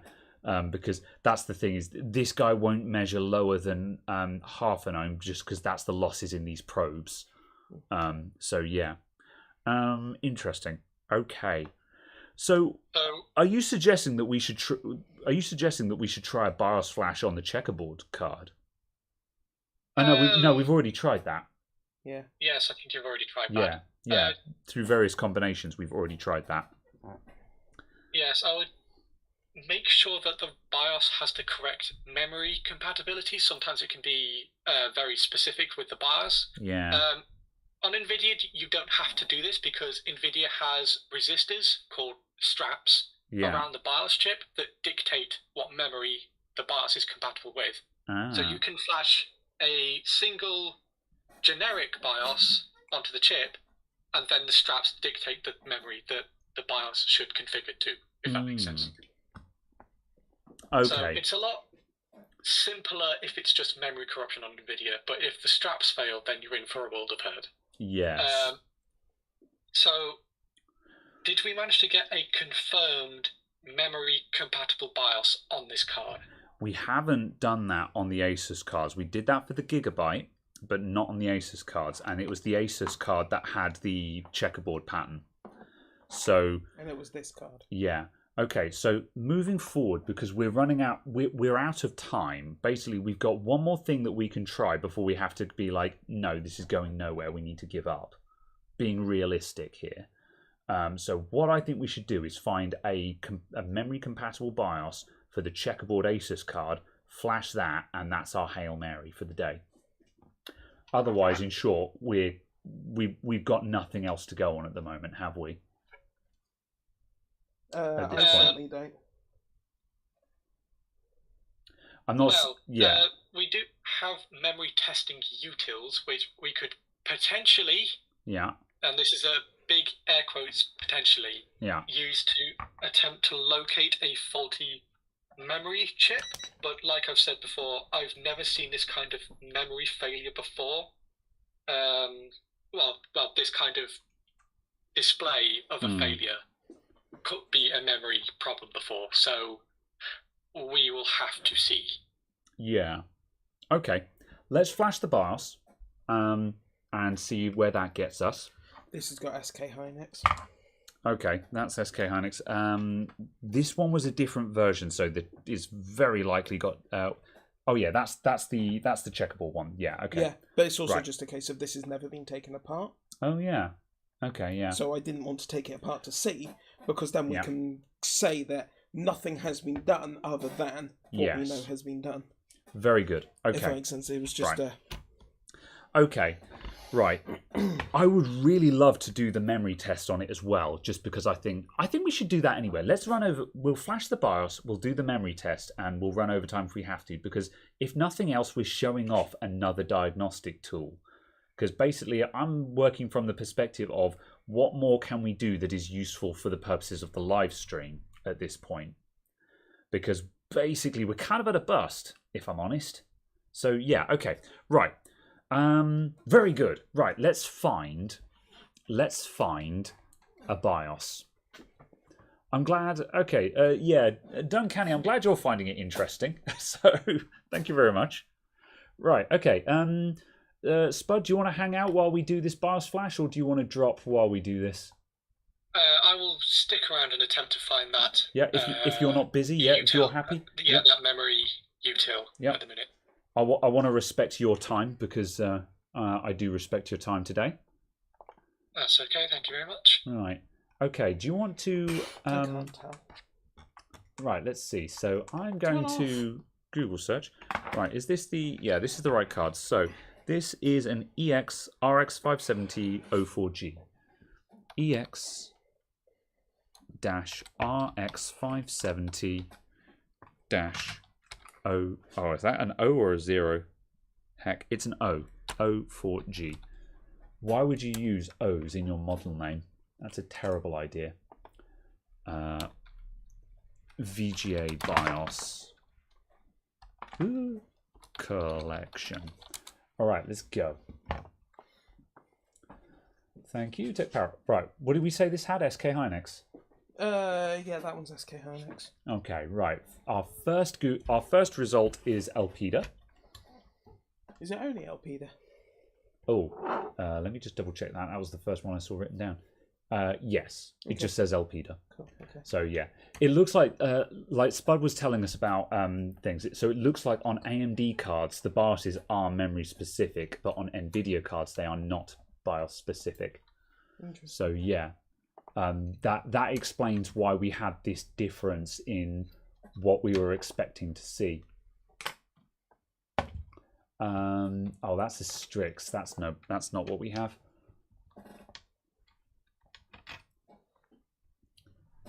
Using O's in model names is depressingly common. Ugh, gross. Any way to test if we have a Boint GPU? Only that, not specifically. The only way to 100% test for a dead GPU is to replace the GPU, unfortunately. As far as I can tell, there are no universal tools that have been released either by AMD or NVIDIA that can say with any kind of confidence that the GPU core itself is at fault. Yeah. It's kind of like CPU versus motherboard. The only way is to swap them out until you get something that works and do it by process of elimination. This is Hynix as well. Ah, okay. Yeah, fair enough. Hynix. Okay, I still don't have a Hynix BIOS, so VGA BIOS collection. So the problem is the Tech Power Up website isn't allowing me to differentiate between memory selection. Oh, unless I just start going through these ones one by one. Okay, hang on a sec. Strix Expedition OC Expedition. Ah, okay. I think I figured this out. So this is called the Expedition. This card. That's the Elpida BIOS, and the Expedition OC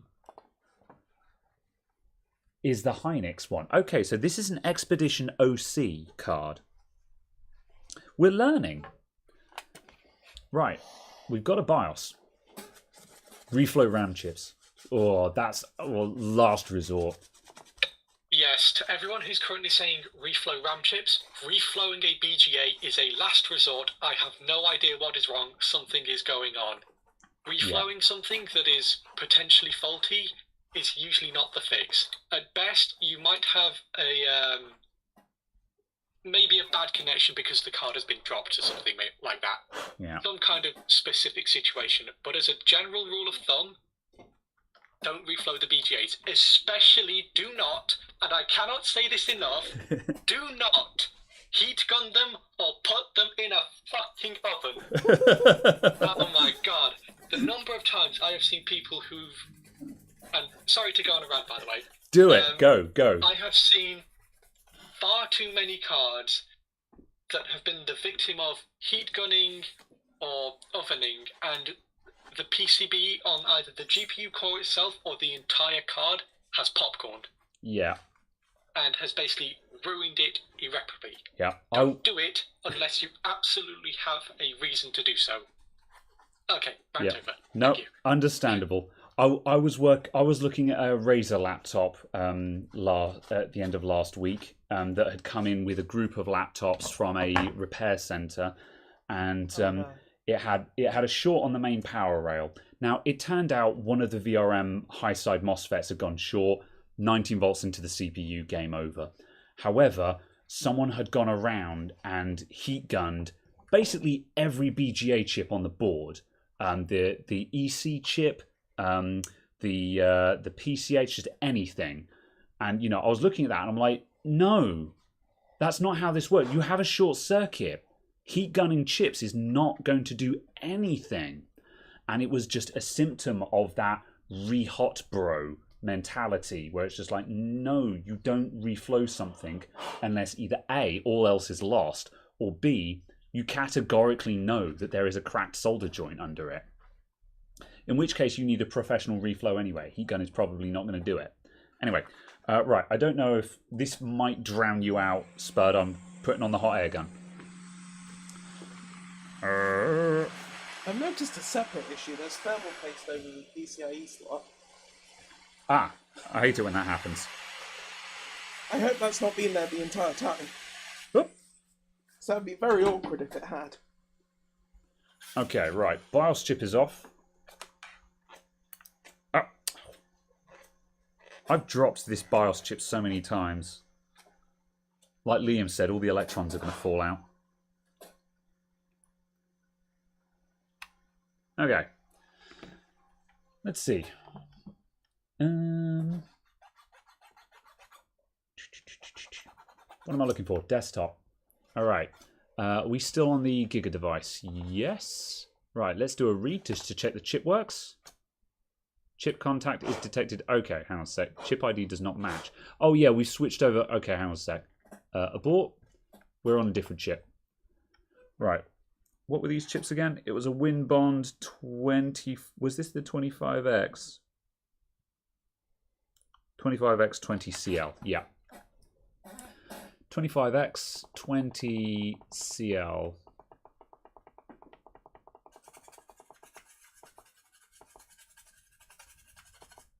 CL.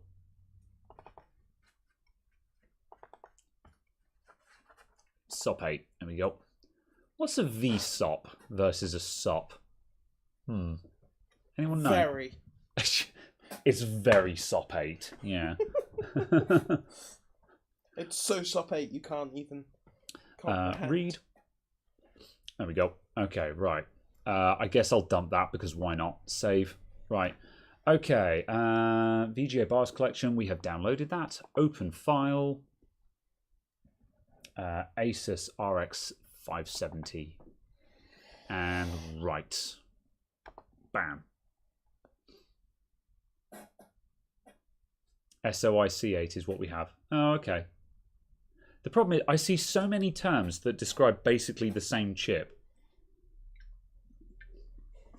I think there's just slight variations for like whether it's through hole or not and stuff like that. Okay, right.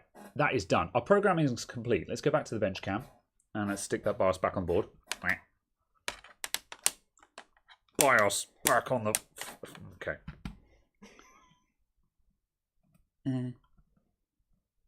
Plus.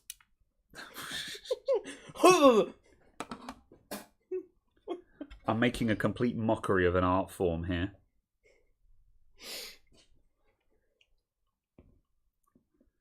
We seem to say this every week, but if you came here for a professional stream, you're in the wrong channel. And I don't say that in a sarcastic manner. I say that in a no, seriously. I need to actually go and start watching Tech Cemetery. Ooh, everyone should do that. Yeah, because Spud Nugget is like, no, but Tech Cemetery though. And Spud Nugget is legitimately a very valuable person. That came out wrong. I don't know what I meant by that. I will take it how it was intended, don't worry. Thank you, Spud. I will take that as you are. You have value as a human. I appreciate you is what I'm saying. Right. Oh, good lord. Get on there, you bastard. Come on, Solder. You came off like a dream. Now go back on like a dream. Oh my god, because this thing stopped going wonky. Alright, that's how we're rolling now.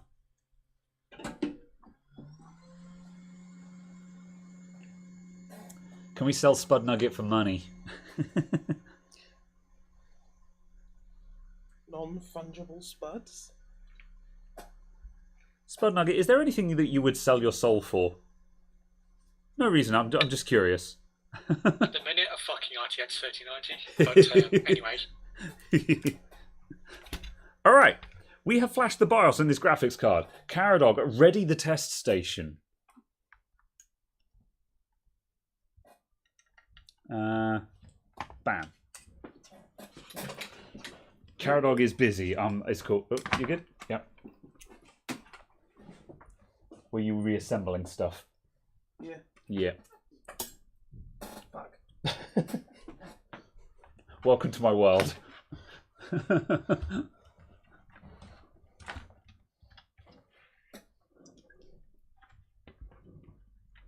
Hi, Katrina. We haven't been successful.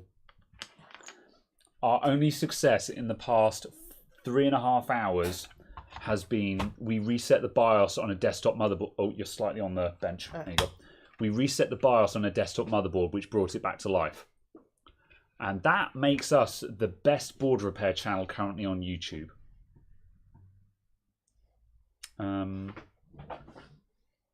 HDMI? Or Caradog's plugging the HDMI into the graphics card. We're going, oh no, we want it on this one. Ignore me. I was going to make a sarcastic remark. Does Spud Nugget have a YouTube channel? He does not, I believe. Well, I don't know. Do you, Spud Nugget? I do have a YouTube account, but I do not post on it. Fair enough. I might do sometime in the future, or, well, as you would say, soon, yeah. That means never, by the way. Wow. Wow. True! Very true. Well, if you do have anything that you want to pimp, let me know when it does happen, because I do appreciate the input that you've given to the Discord and this stream. Right. Okay, here we go. This is probably about to wet the bed. Prepare for kittens. Yes, I am not confident, should we say.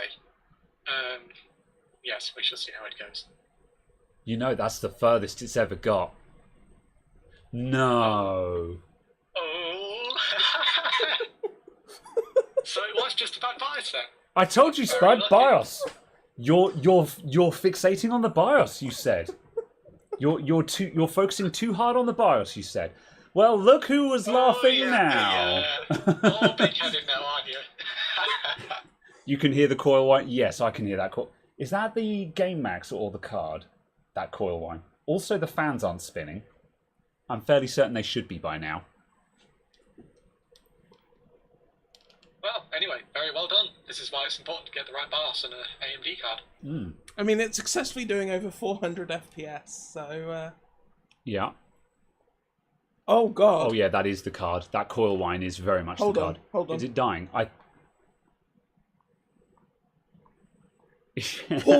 Pausing heaven.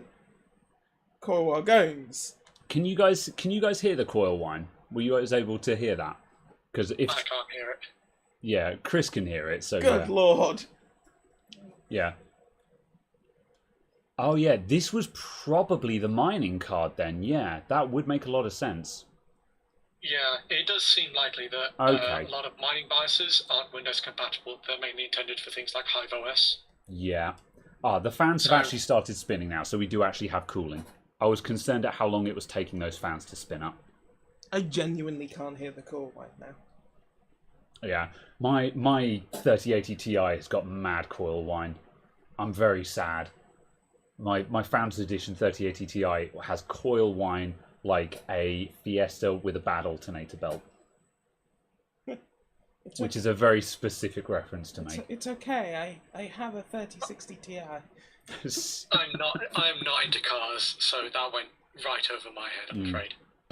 For those of you, you know when you hear an old car start up and goes when it starts up, that's the alternator belt. Okay, right. That's it. That's it. We're done. We fixed a card. We flashed the BIOS on it, and now it works again.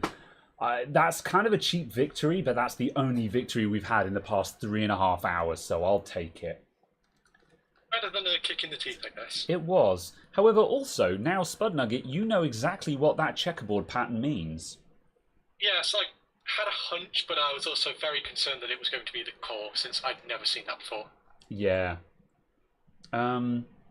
Yeah, okay. Well, there we go. Good.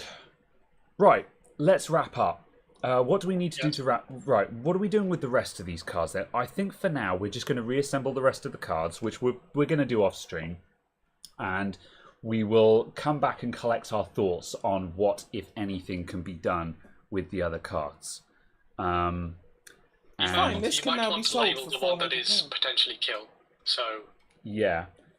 Yep. Okay, we'll label everything up. I think what we're going to do, we're going to wrap up for now because we've been streaming for.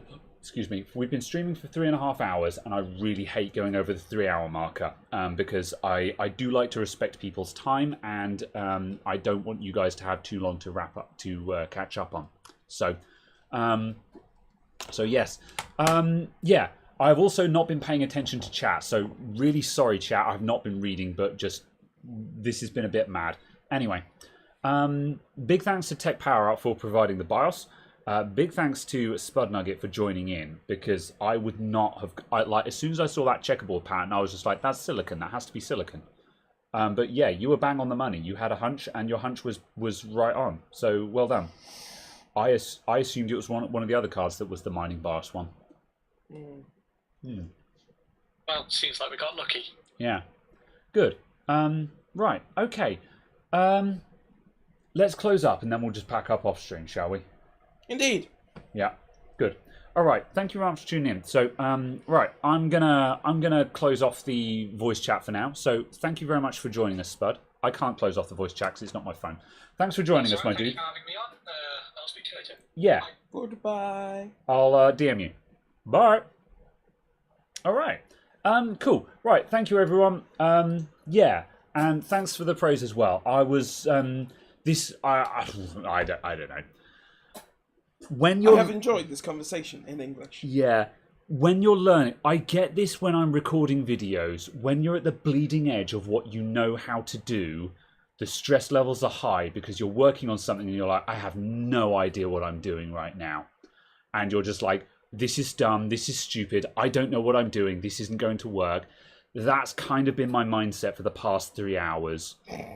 However, that's what it takes to learn. And that's what it was like when I did voltage injection for the first time. That's what it was like when I was using my hot air station for the first time. You've got to push through that. And granted, we didn't exactly do any kind of, like, the BIOS flash, this wasn't groundbreaking. However, one of these cards now works, and we had 3 broken cards. So I'll take what I can from that. Sniff122, thank you very much for the $5. Have a $5 for the Great and Fun stream. Much appreciated, dude. For anyone who feels like they learned something today, or at least found it interesting, thank you very much for joining us. So yeah, coil wine is just how it works. Yeah, coil wine is because you've got a coil of wire that is getting power pushed into it at very high frequency, which is going to make the wire vibrate. And that's where it comes from. In a way, all coils will whine. It's just a question of if it hits a certain frequency and resonates with stuff around it, you can hear it. I still want to do an investigation at some point. I want to find an old grotty card that has mad coil whine, and I want to try doing dumb stuff to see what it takes to fix coil whine. Because no one seems to know the answer to that. I want to try hot gluing the coils to see if that just dampens the noise.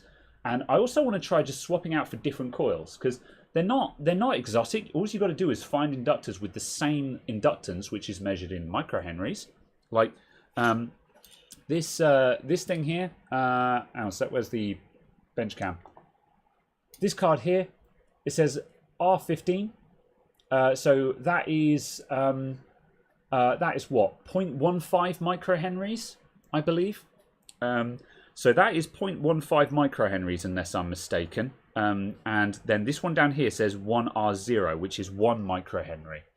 So from that, we can determine the inductance. And if we just went onto eBay and bought 0.15 microhenry inductors, you've got to make sure that you have the current handling for them. So they have to be able to handle the current rating as well.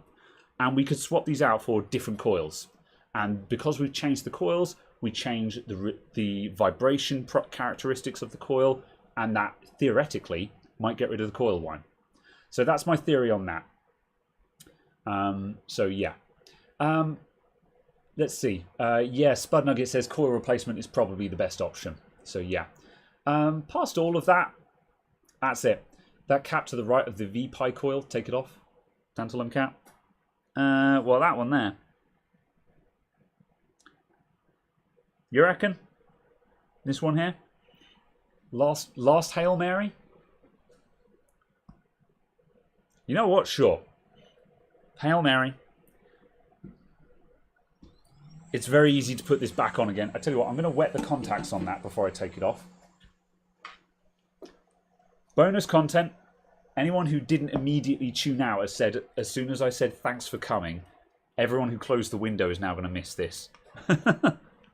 Oh heck, I've gone into settings on my iron. Imagine accidentally going into the config options on your soldering iron. You gotta go. Thanks for the stream. Thanks for joining us, Spud Nugget. I'll see you around. I will DM you just to say thank you again. So expect me. If this goes wrong. Yeah. Okay.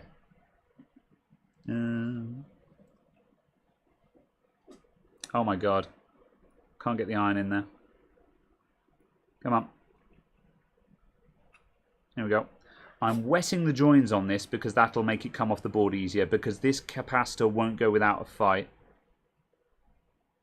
There we go.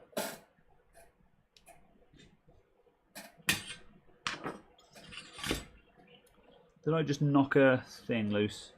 No, I didn't. We're fine.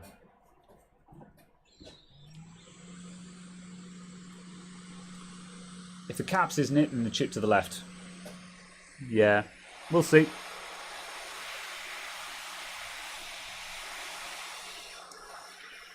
This is a 470 microfarad tantalum capacitor.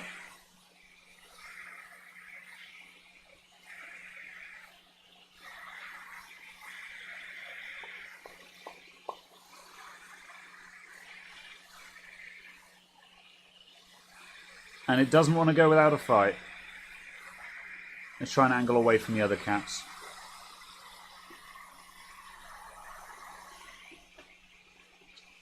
Bloody hell.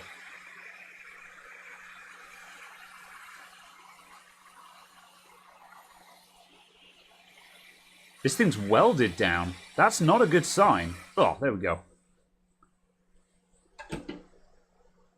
When they don't want to come off the board, that's not a good sign.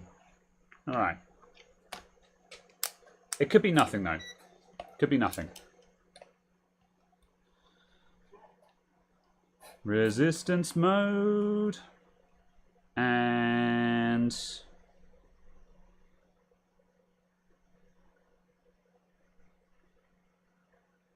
no. And... oh, stay in resistance a sec.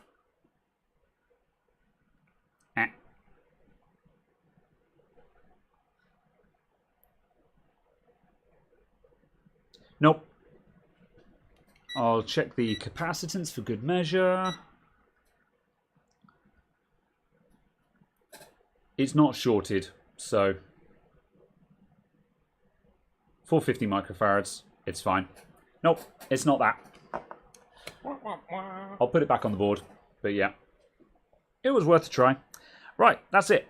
I'll put it back on the board in a sec. However, we are going to close out now because we're all done. Watch the caps you've had one go bang from hot air. Yeah. I do tend to angle away from them. Anyway, thank you very much for tuning in, everyone. We will probably... no, we won't be here next week because it's Christmas. I don't know what I'm doing over Christmas, but I won't be here. So thank you, everyone, for a mad year. This has been the first year at the new shop.